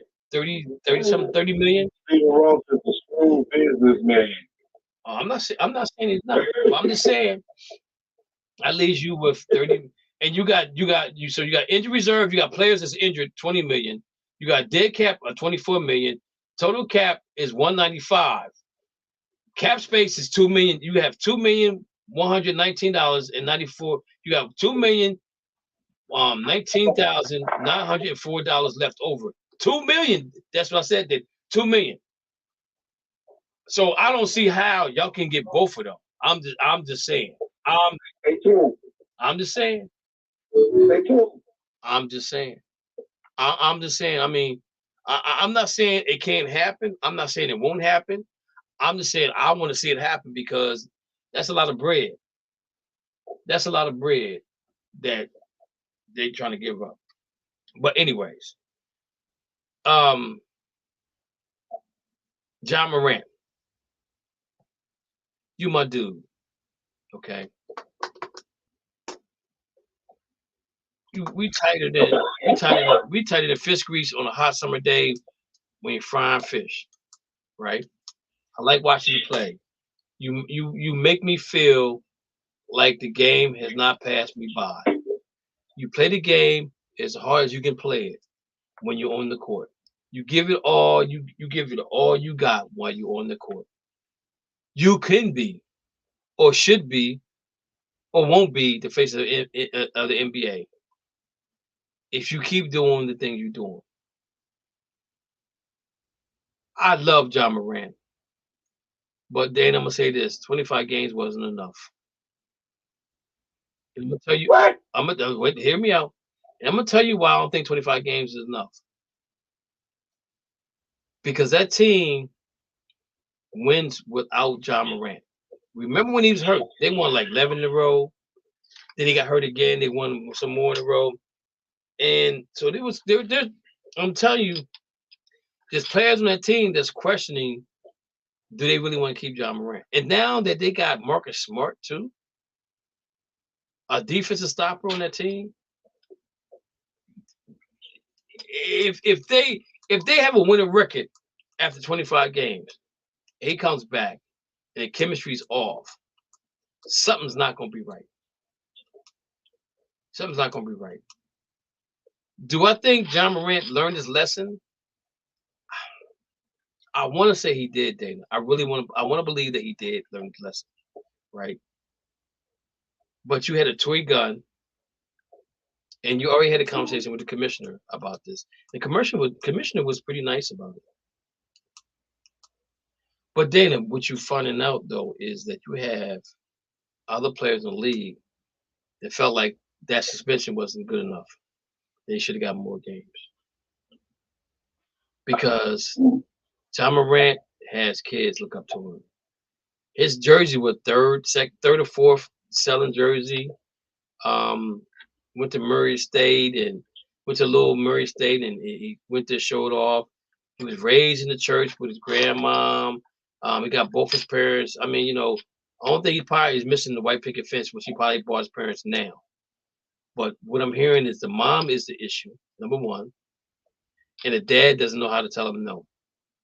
So Dana, can you imagine what type of lifestyle John Morant grew up when they first found out? Because I'm gonna say this: basketball players, they find out young, like when they're in the 11th, 12th grade, that they can get to the NBA. Because they're like, okay, all that I have to do is get to college, get that one and done, and I'm out of here, and I'm going to the NBA. So John Morant knew early on. So how many favors you think John Morant was given? How many passes do you think John Morant was given? How many times do somebody? I don't know this to be factual truth, but how many times do you think somebody probably did this work in school? You know what I'm saying? Because that does happen. I'm not saying it happened with John Morant. But what I'm saying is, how many passes did he get? How many passes did he get because somebody said, "Oh yeah, you're gonna be a professional athlete. You're gonna be a professional basketball player, and when you get paid, break me off a little bread because I took care of you." But he's not a gangster at all, Dana. He's not a gangster at all. Like I said, he grew up in the church with his grandma. He has a mom and dad, and I can almost guarantee you on Memphis Grizzlies itself. I don't know how many mom and dads, how many players got a mom and dad, but I'm pretty sure there's probably more that got moms than they got dads. There's more that got dads don't have moms. More that got grandparents raising the kid. There's more that don't even know who the dad is.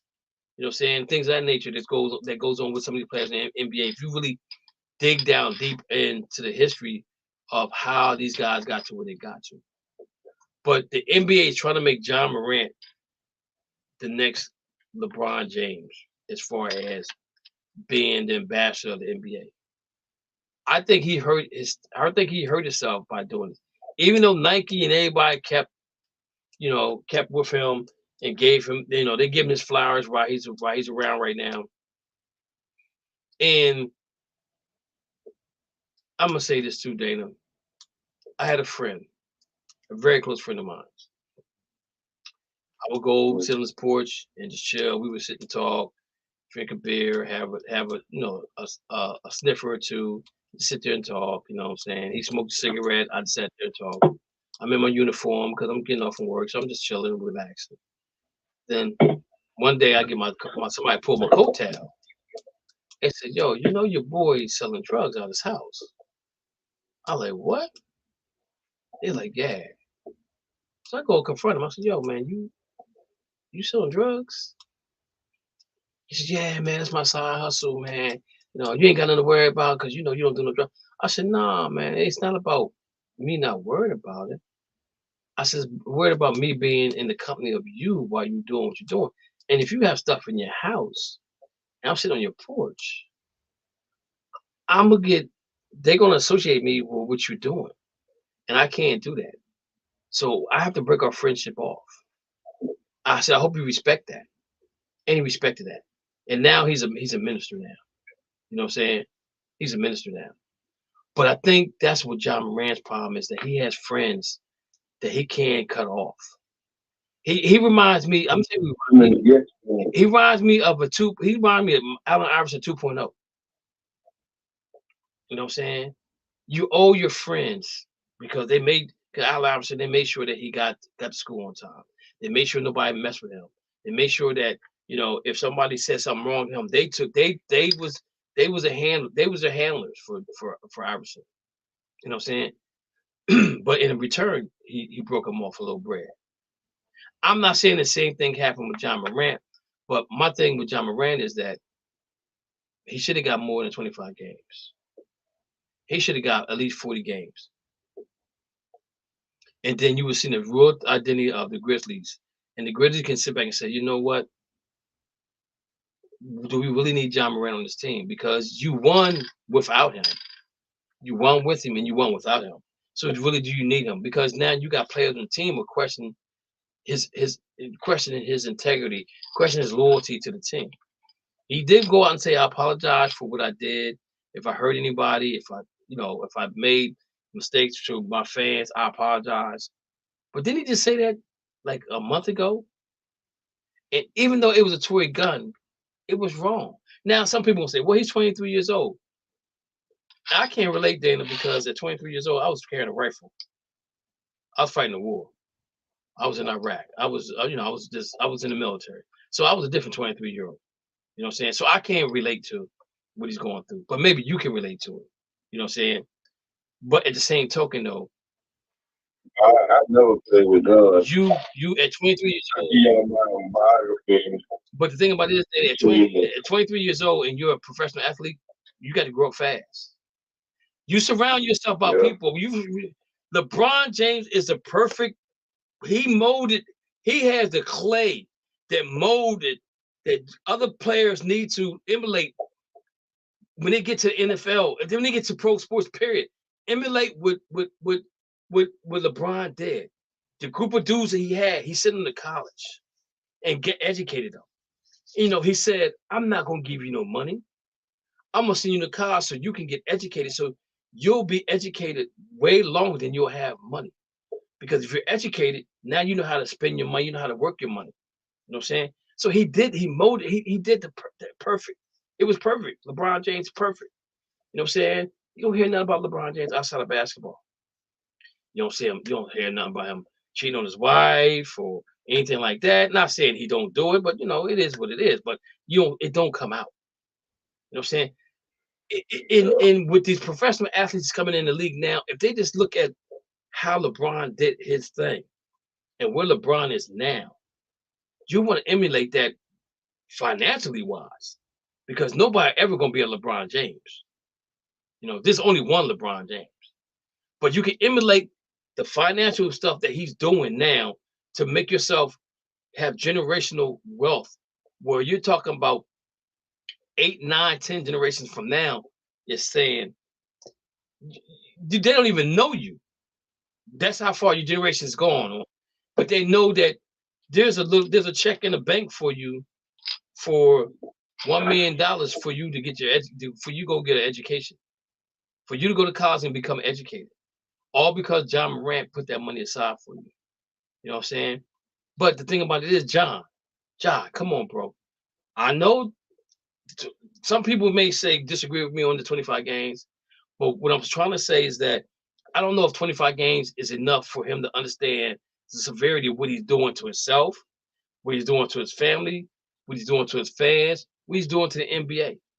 Because then let's think about this. The NBA don't have the best image out of all three sports. I would say football, baseball, basketball, and even soccer might be in there somewhere as far as the image that they portray. You know what I'm saying? I don't know about you, Dana, but I don't never hear of a soccer player saying he's broke, that he's bankrupt. I don't hear baseball players saying that they made bad investments. I don't hear. I just don't hear that from them. But basketball players have gone through their money. Antoine Walker, prime example. You know, all the money that he's lost, investments. You know what I'm saying? He invested in his family. You know, in young people, when you get to that level of wealth, educate your friends. Send them to college so they can make their own bread. So they don't have to rely on getting the bread from you, because your bread ain't gonna be there forever for them. You know what I'm saying? So Ja, man, I love you, bro. I love your game. I wish you had some green and white on right now. I wish you was a Boston Celtic for real, for real. But bro, I hope you learned something from this right here. I hope this hit deep with you and your family, because you lost a lot of money with this situation. A lot of money. Now you still got a lot of money coming at you, but you got issues.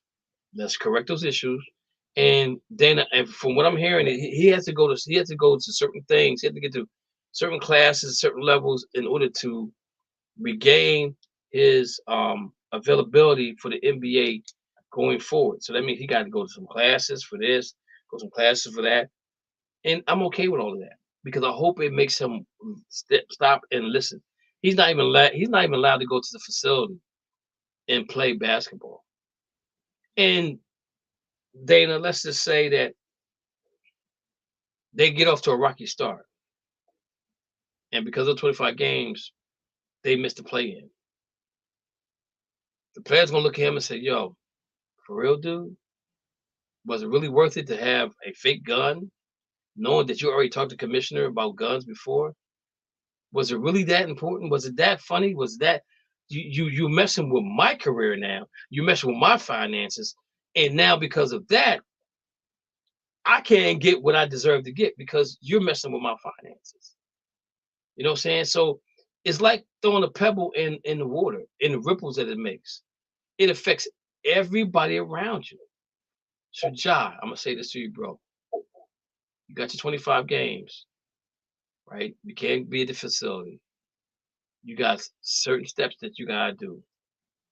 Do what you gotta do to get back on the court because I'm telling you right now, you make the game so exciting for me as a fan. And I think I speak for a whole lot of people. You make the Grizzlies the Grizzlies. And even though you got my boy Marcus Smart with you right now, I ain't happy with that at all. Boston don't win a title this year, we're gonna have some issues. I'm going to Boston myself, and me and Brad Stevenson are gonna have a conversation. We're gonna be moving. Hey Dana, like Bernie Mac would say, we're gonna be moving some furniture. We're gonna be moving some furniture. We're gonna be moving some furniture. We're gonna be moving some furniture. You know what I'm saying? That's what I'm saying, like that. So moving on. We will furniture in 2 years. So moving on, Dana. Coming to the Lakers. Stop, Dana. Stop. Dana. So your boy Stefon Diggs, he upset up in Buffalo. I told them. That's the Madden curse. What's going on, Dana? He's upset because he's not involved in the offense. He cried last year in the playoffs. So Dana, I mean, Stefon Diggs is doing his thing up there. You got Josh Allen, you got a good offensive line, you got a couple running backs you got right now, because that was the weak link for y'all, was the running game. Y'all addressed the issues at the running back situation. You guys are gonna be good. Diggs, just chill. I know you want Odell to come there, but why didn't Odell come? Because my personal opinion, Odell comes to Buffalo, they favorite. They favorite to go to the Super Bowl. If you and Odell stay healthy, and then you got was it McKees or whoever his name is in the slot there, number 9, whoever his number is. Oh, you looking pretty. You smacking your whole division in the face. You know what I'm saying? With a wash rag. The one that's like really cold, slap them. Snap that. That's the boys in the 305. But I'm just saying. You got battle. You almost be good with a back because the thing about it is now that Miami got 2 good defensive backs, I'm telling you, that's gonna be a fight to the finish. Every game is gonna matter in that division. Every game is gonna be matter. And so I can't wait. Maybe Diggs is mad because he didn't get Odell. You know what I'm saying?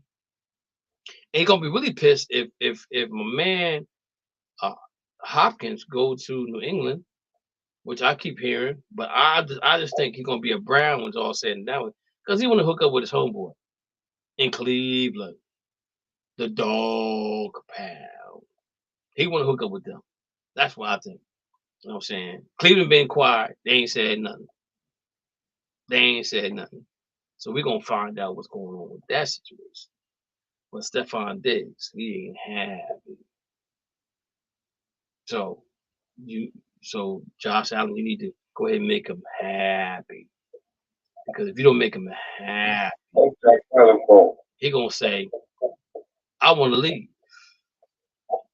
And you're not gonna get back in return what you're going to lose. You may get some draft picks or something like that. But there's not another Stephon Diggs out there. You can't replace him because he ain't happy. So you better get it right. Dana, next up. We got up next. What we got.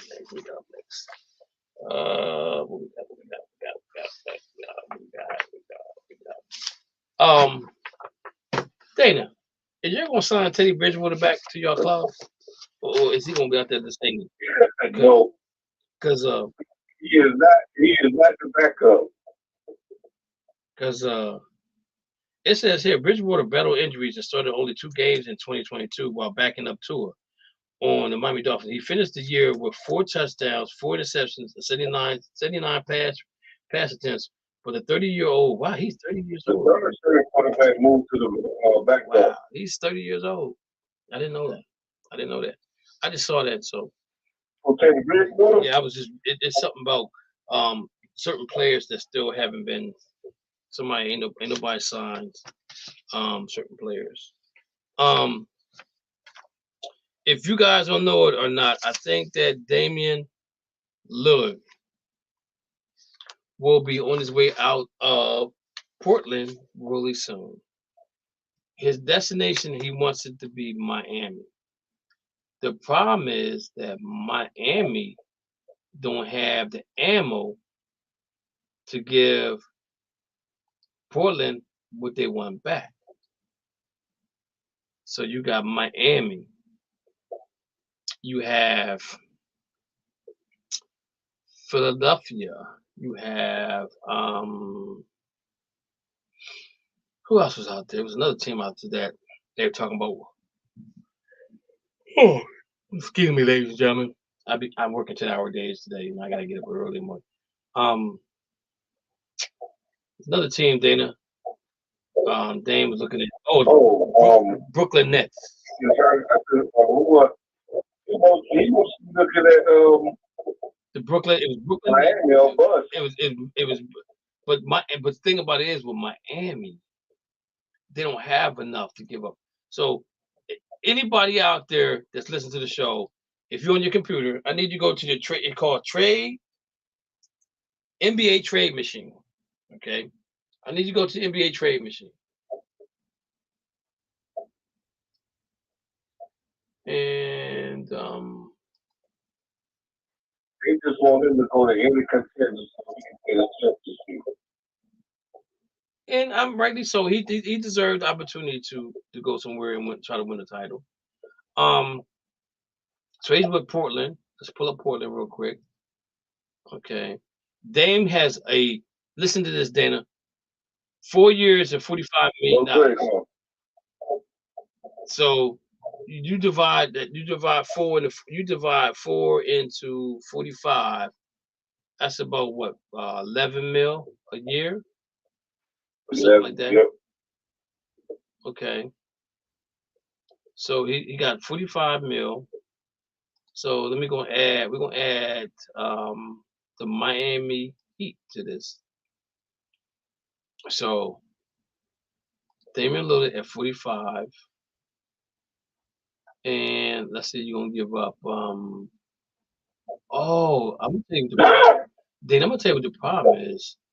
They got too many free agents on the team. So it's gotta be a solid trade. Who? They got too many free agents. They got 1, 2, 3, 4, 5, 6, 7, 8, 9 players under. He got 9 players on the contract right now, and Handsome is going to retire. So let's look at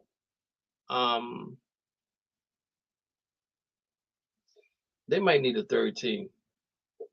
So let's go with Robinson, Tyler Hero. If you go to Tyler Hero and Darren Robinson, that trade is successful. The Miami Heat gets 10 games. Portland Trailblazers go minus 10. But Portland is going to go for more than they want more than that. They want more than that. That and thing about it is Miami's already over the cap, and they would be 25 million over the cap. So that means that means $1 million. They got $1 million of taxes they're gonna have to pay. But Portland's not going to take just those players. They're going to want some draft picks. I don't know what draft picks Miami has or not. I don't know what they have, what they don't have. But they're gonna have to give a little bit more than that. And I think in order for that to work, they might want to add a third team in there. Now, this is rumor I'm hearing, Dana. This is rumor. Dana, don't kill the messenger. Just listen to the message. That the surprising blockbuster trade idea between the Lakers and the Clippers, and they're talking about Paul George going to the Lakers. This is what they're saying. Paul George goes to the Lakers. Lakers give Austin Reeves and Malik Beasley a 2029 first round draft pick to the Clippers. That's not a bad trade. But again, we're looking. LeBron's not going to play all 82 games. LeBron going to sit out some games because that's what he does. Anthony Davis is going to sit out some games because that's what he does. He's going to sit out games because he's actually really going to be hurt. LeBron just going to rest his body. I don't know if that's a good trade, Dan. Because they know they wanted Chris Paul before. I mean, they wanted my man before, and Paul George turned him down. Yeah, but I heard Austin Reeves might be going to the Spurs. Yes. Let's see what kind of cap room they got. Let's see salary cap in basketball.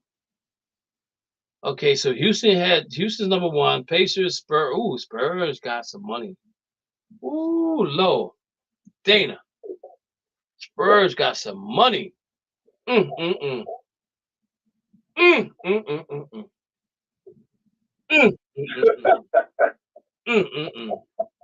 Spurs got some money. Pacers got some money. So this is I'm gonna name the top 10 teams money cap wise. Okay. The Rockets, the Pacers, the Spurs, the Pistons, the Magic, the Utah Jazz, the Thunder, the Atlanta Hawks. No, I'm sorry, Atlanta Hawks don't have no money. They're in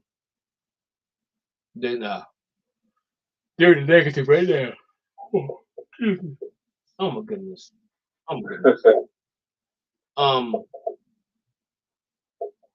So we're looking at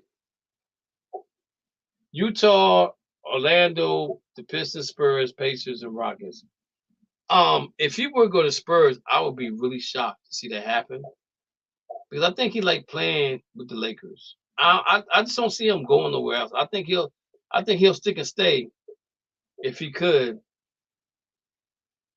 with the Lakers. I don't see him really going anywhere else other than there. So I'm looking at what's that? Really, I was looking at I'm trying to see. There was a trade that came across my thing, and it's not showing now. But it was the Mavericks and the Jazz.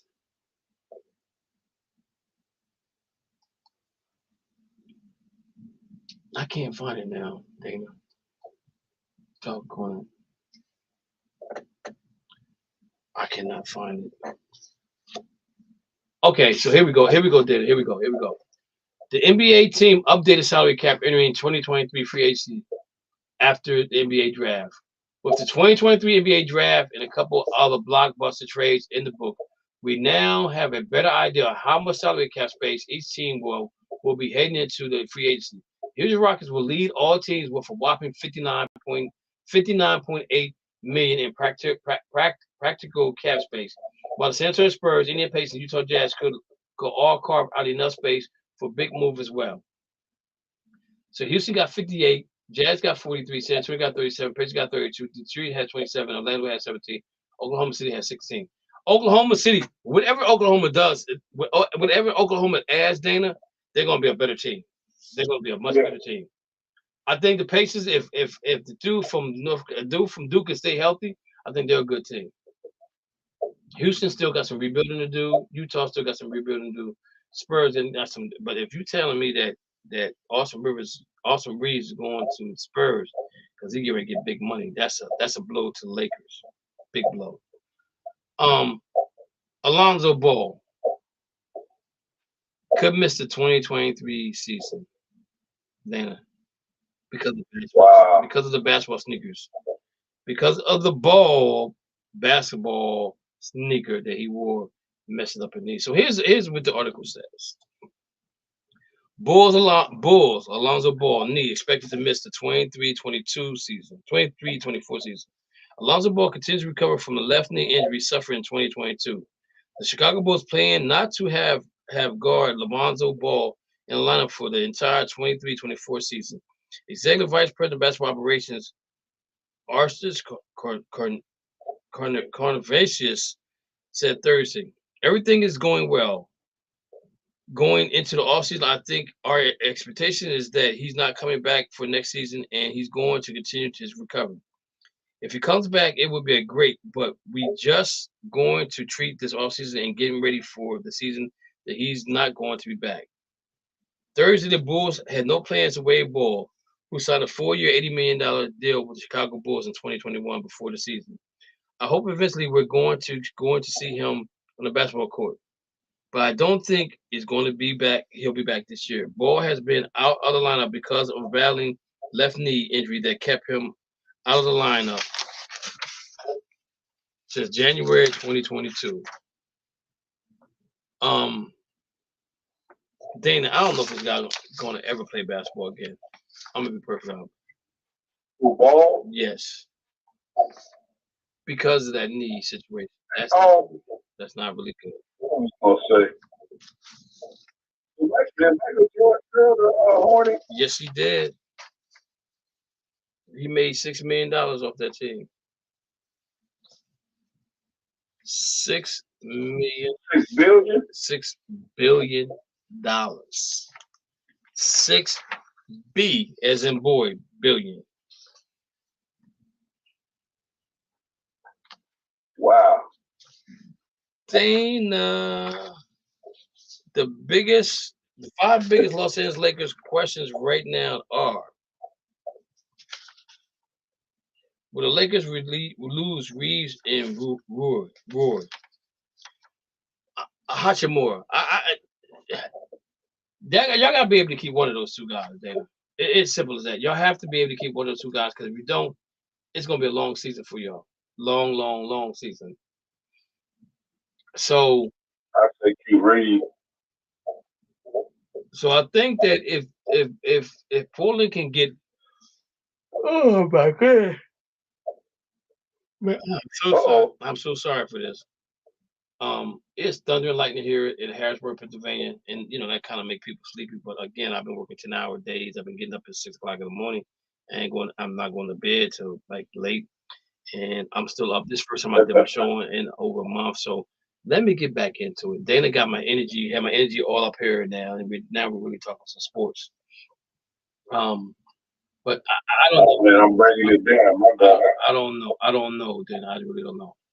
But I'm gonna get on my horse for a minute here. Okay. I got a friend. His name is Ty Ward. And he told me that Marcus Smart wasn't a real point guard. And I'm gonna say this to you, Ty Ward. You're wrong. Marcus Smart has got them to the NBA Finals. That Kyrie couldn't do it. Kemba couldn't do it. Any other point guard other than Rondo could do. He led the team. Why they make that trade? He led the team in assists. Does he take some crazy 3-point shots? He do. But look what he did in the playoffs. He was the 3rd best scorer on that team. And I think that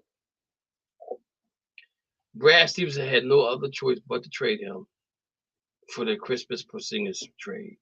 Now, I'm going to say this. I understand the trade. I'm not saying I agree with it, Dana. But what Kristaps does, it gives him some more defense. It gives him a little bit taller defense in the lineup.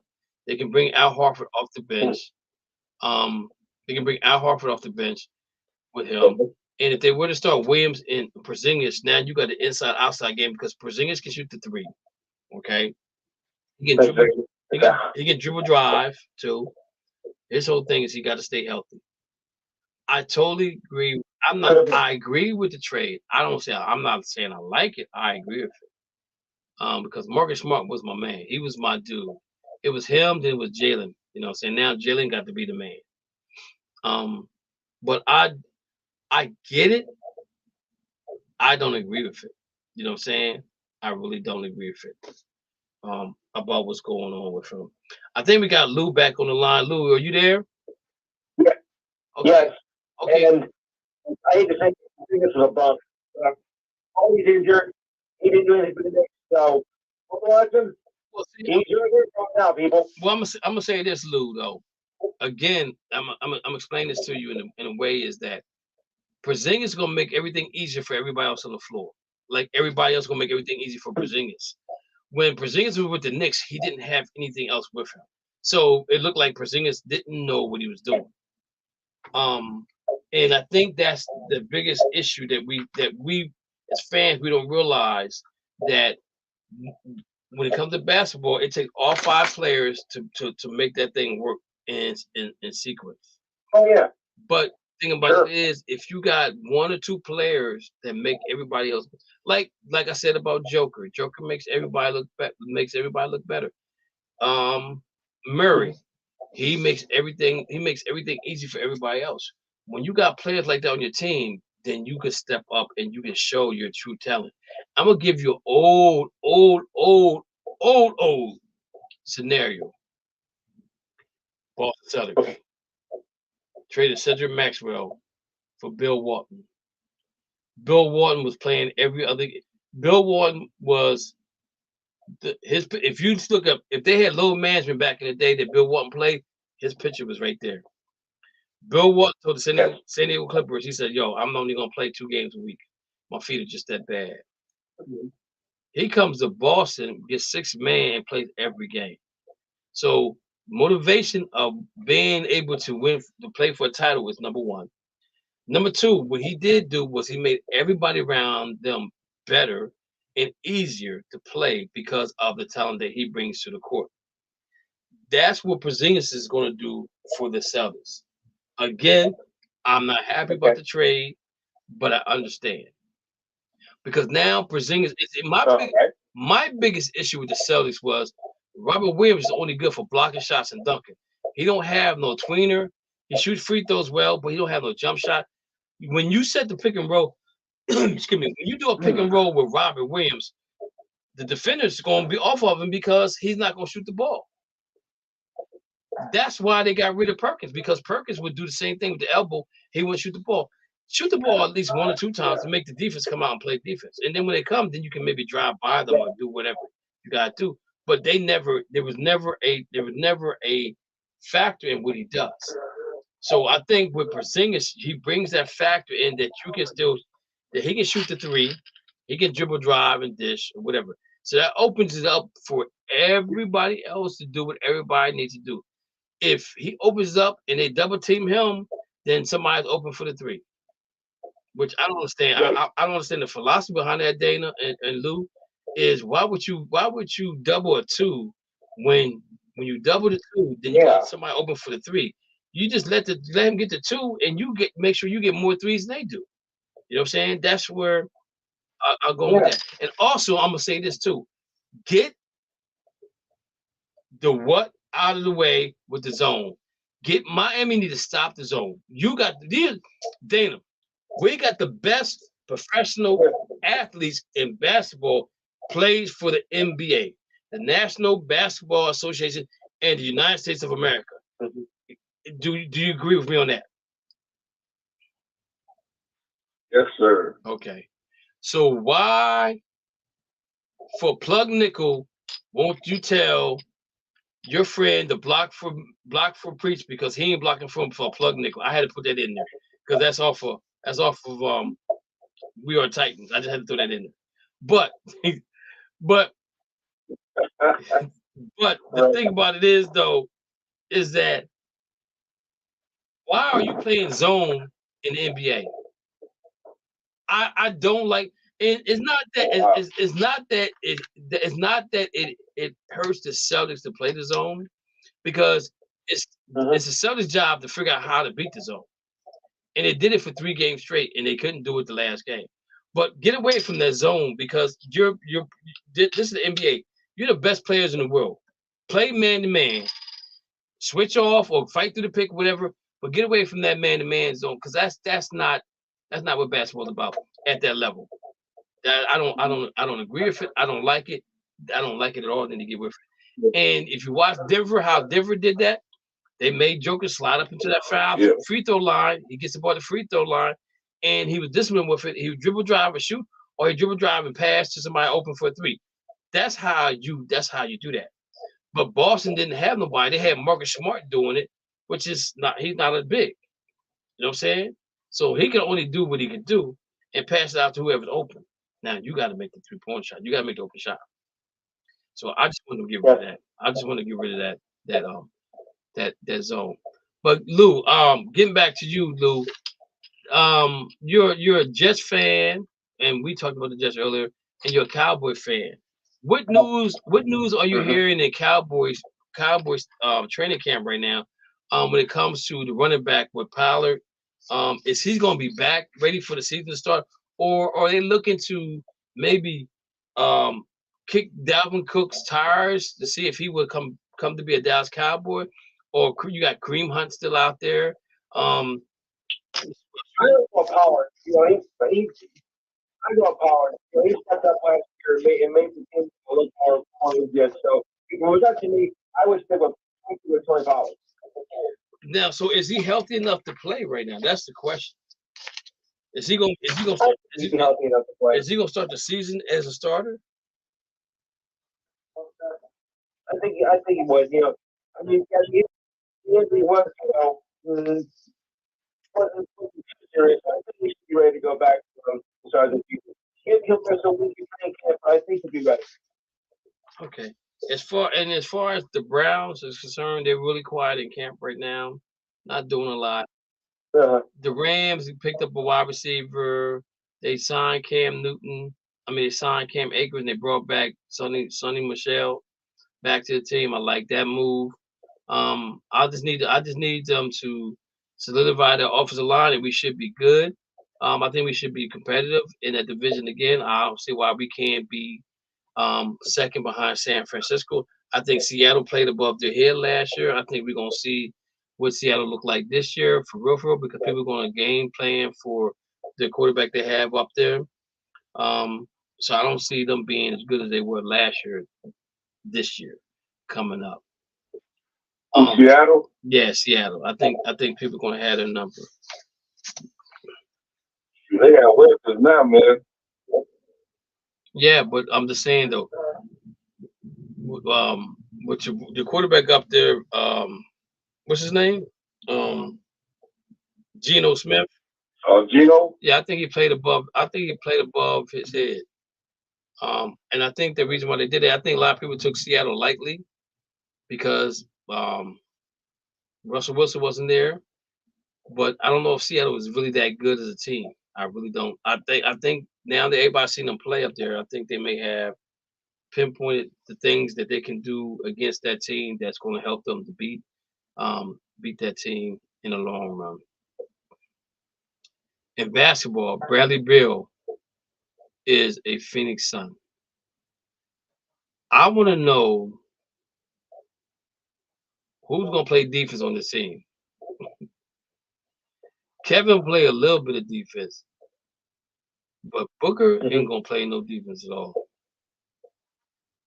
None whatsoever. This is probably the most intriguing team going forward. You listen to Perkins; he says he got them favored out the West. I don't think they're better than Denver yet. They have to prove to me that they're better than them. And let's see where it goes. I'm glad that Bradley Beal finally realized that he was not going to win anything in Washington. But I'm going to say this to you guys and listen to this real closely. The days of giving these players all this money and then they figuring out that they don't want to stay there no more. They want to end up going somewhere else, they want to go. They want to. They can't win. They get all this money from a team, and then they go to another team. They want to be traded to another team. I think those days are coming to an end because the players are getting a whole lot of money and they're getting traded, and you can't fulfill the need of trade value for what you're paying for certain players to play with going forward. You look at Brooklyn. I mean, you look at the Phoenix Suns. Get Kevin Durant and you lose your bench. Now you get Bradley Beal and you lose more players. Now who wants to go there and say I'm gonna take the league minimum to come out and play defense and I'm not gonna be able to shoot the ball? I think DeAndre Ayton might be out of there too because now you got 3 dudes gonna have the ball in their hands. When is DeAndre Ayton? They're gonna just sell that. They're gonna tell DeAndre Ayton, get your butt down in the paint, grab a rebound, put the ball back in, dunk it if you have to. Don't do no jump shots. Don't do none of that. Block shots and get rebounds, and that's what you're gonna do. And DeAndre Ayton gonna say, you know what? You can kiss where the sun doesn't shine and trade me because I don't want to be here no more. Simple as that. I think that's what's going. I think that's what we're gonna see going forward. Guys, we got like 4 minutes left. Real quick, I want to give a shout out to my man Tom Ung from over across seas. Passed away last week. Diehard Celtic fan. We always talked on Facebook. Didn't realize that he passed away. Saw something on Facebook. I told his family I'd give him a shout out today. Deion Sanders is recovering well from his surgery. Also, I want to give a shout out to my man Mo. His mother's back in the hospital. Had a little bad spell. Hopefully she gets better as time goes on. Also, I want to give a shout out to the Haston family. My cousin lost her sister, April Haston Butts, I believe it is. Passed away. She had a battle breast cancer. They thought they had a lick, but it came back. So I want to give that my family a shout out to them. Also want to give a shout out to my cousin Keith Spinner, his daughters. My cousin passed away like 2 weeks before April did. Went to Virginia to his memorial service. So my beautiful daughters, let you guys know I'm still thinking about you. Oh, also, and I'm coming to North Kakalaki real soon to see you guys and spend time with my father-in-law. Yo, guys, I got the coolest father-in-law. I'm saying he's cool. Other than him being a Pittsburgh Steelers fan, he's a cool dude. You know what I'm saying? My father-in-law is a cool dude. You know what I'm saying? He's just a Steelers fan. I hold that against him, but he's a good dude. He's a cool dude. You know what I'm saying? He has some beautiful kids. Cool dude. My father-in-law is really good. My mother-in-law, she's a bad thing too, boy. Me and my mother-in-law, we hit it off from day one. I tell you, I couldn't have a better mother-in-law than the one I got right now, man. I'll put my mother-in-law up to any of your mother-in-law because she is the bomb. I'm telling you right now, my mother-in-law is the bomb, baby. That's all I gotta say about that. But with that being said, man, Lou, congratulations on your 10 years doing sports analyst, hosting your show, man. Great job. I really appreciate you hanging in there with me. As long as you have been hanging in there, you probably one of the most dedicated people with the network. You've been through the ups and downs with me, but you still hanging in there with me, man. I love you. I love your family. You know what I'm saying? And if there's ever anything I can do for you, man, I'm just a phone call away. Dana came on tonight and did his thing. Sister from another mister. It's a sister from another mister. Your boy Dana put his thing down tonight. We miss Mo. Hopefully we get Mo back and we're gonna have some more fun. With that being said, ladies and gentlemen, I want to bid you adieu. You guys have a good night. Be blessed. Be safe. And WNBA wise, my Canadian Suns are doing the thing. I wrote them down and forgot to talk about it, but that's okay. because we about to Connecticut Sun's about to get that W. But it is what it is, guys, ladies and gentlemen. All right, Dana, it's about that time. Thank you for listening to the Just Us Sports Talk Show. You have been entertained in the sports world by KD from Harrisburg, Pennsylvania, with the small city with the large heart. Dana the Hater Clark from St. Petersburg, Florida, and Murray E. Baskin. Be more careful, Baltimore, Maryland. We throw stones and we do live in glass houses. Big-time players make big-time plays and big-time games. So be ready. You have been listening to an In the Zone Sports Talk radio production. Remember, you can hear us again on Star107FM.com on Saturdays from 11 a.m. to 1 p.m. Eastern Standard Time.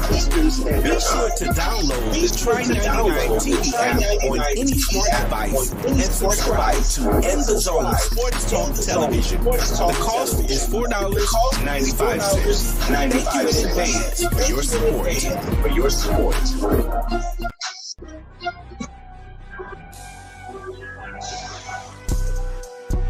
Hello, and thank you for tuning into the In the Zone Sports Talk Show Network LLC, where you can find the best in sports talk television and radio shows. Mondays, check out the Just Us Sports Talk Show from 7 p.m. to 9 p.m. Eastern Standard Time with your hosts, Kevin L. Dixon and Dana Clark. Then Tuesday, we have the Stars Talking Cowboys Sports Show from 7 p.m. to 9 p.m. Eastern with your hosts, Sean Fox, K-Boogie, and Cowboys Nikki. And on Wednesday, tune in for the Out the Block Sports Talk Show from 8:30 p.m. to 9:30 p.m. Eastern Standard Time with hosts Robert Lewis, Donna Hainsworth, and Brett Shields. Then meet up with us on Saturday for the Enhanced Sports Talk Show from 4 p.m. to 6 p.m. Eastern with hosts Lou Tenor and Steve Davidson. We also have the DMV Sports Talk Show from 6 p.m. to 7 p.m. Eastern with your host, Razul McGee. As well, we have the Shamrock Sports Talk Show from 7 p.m. to 8 p.m. Eastern with Igor Mitic and Andy Vernon. Finally, rounding out the week, we have on Sunday, That's Not How We See It Sports Talk Show from 8 p.m. to 10 p.m. Eastern with your host, Alfred Wallace, Tony Wallace, and Harold Robinson III. These shows come to you by way of the In the Zone Sports Talk Show Network LLC. Be sure to download the Try99 TV app on any smart device and subscribe to In the Zone Sports Talk Television. The cost is $4.95. Thank you in advance for your support.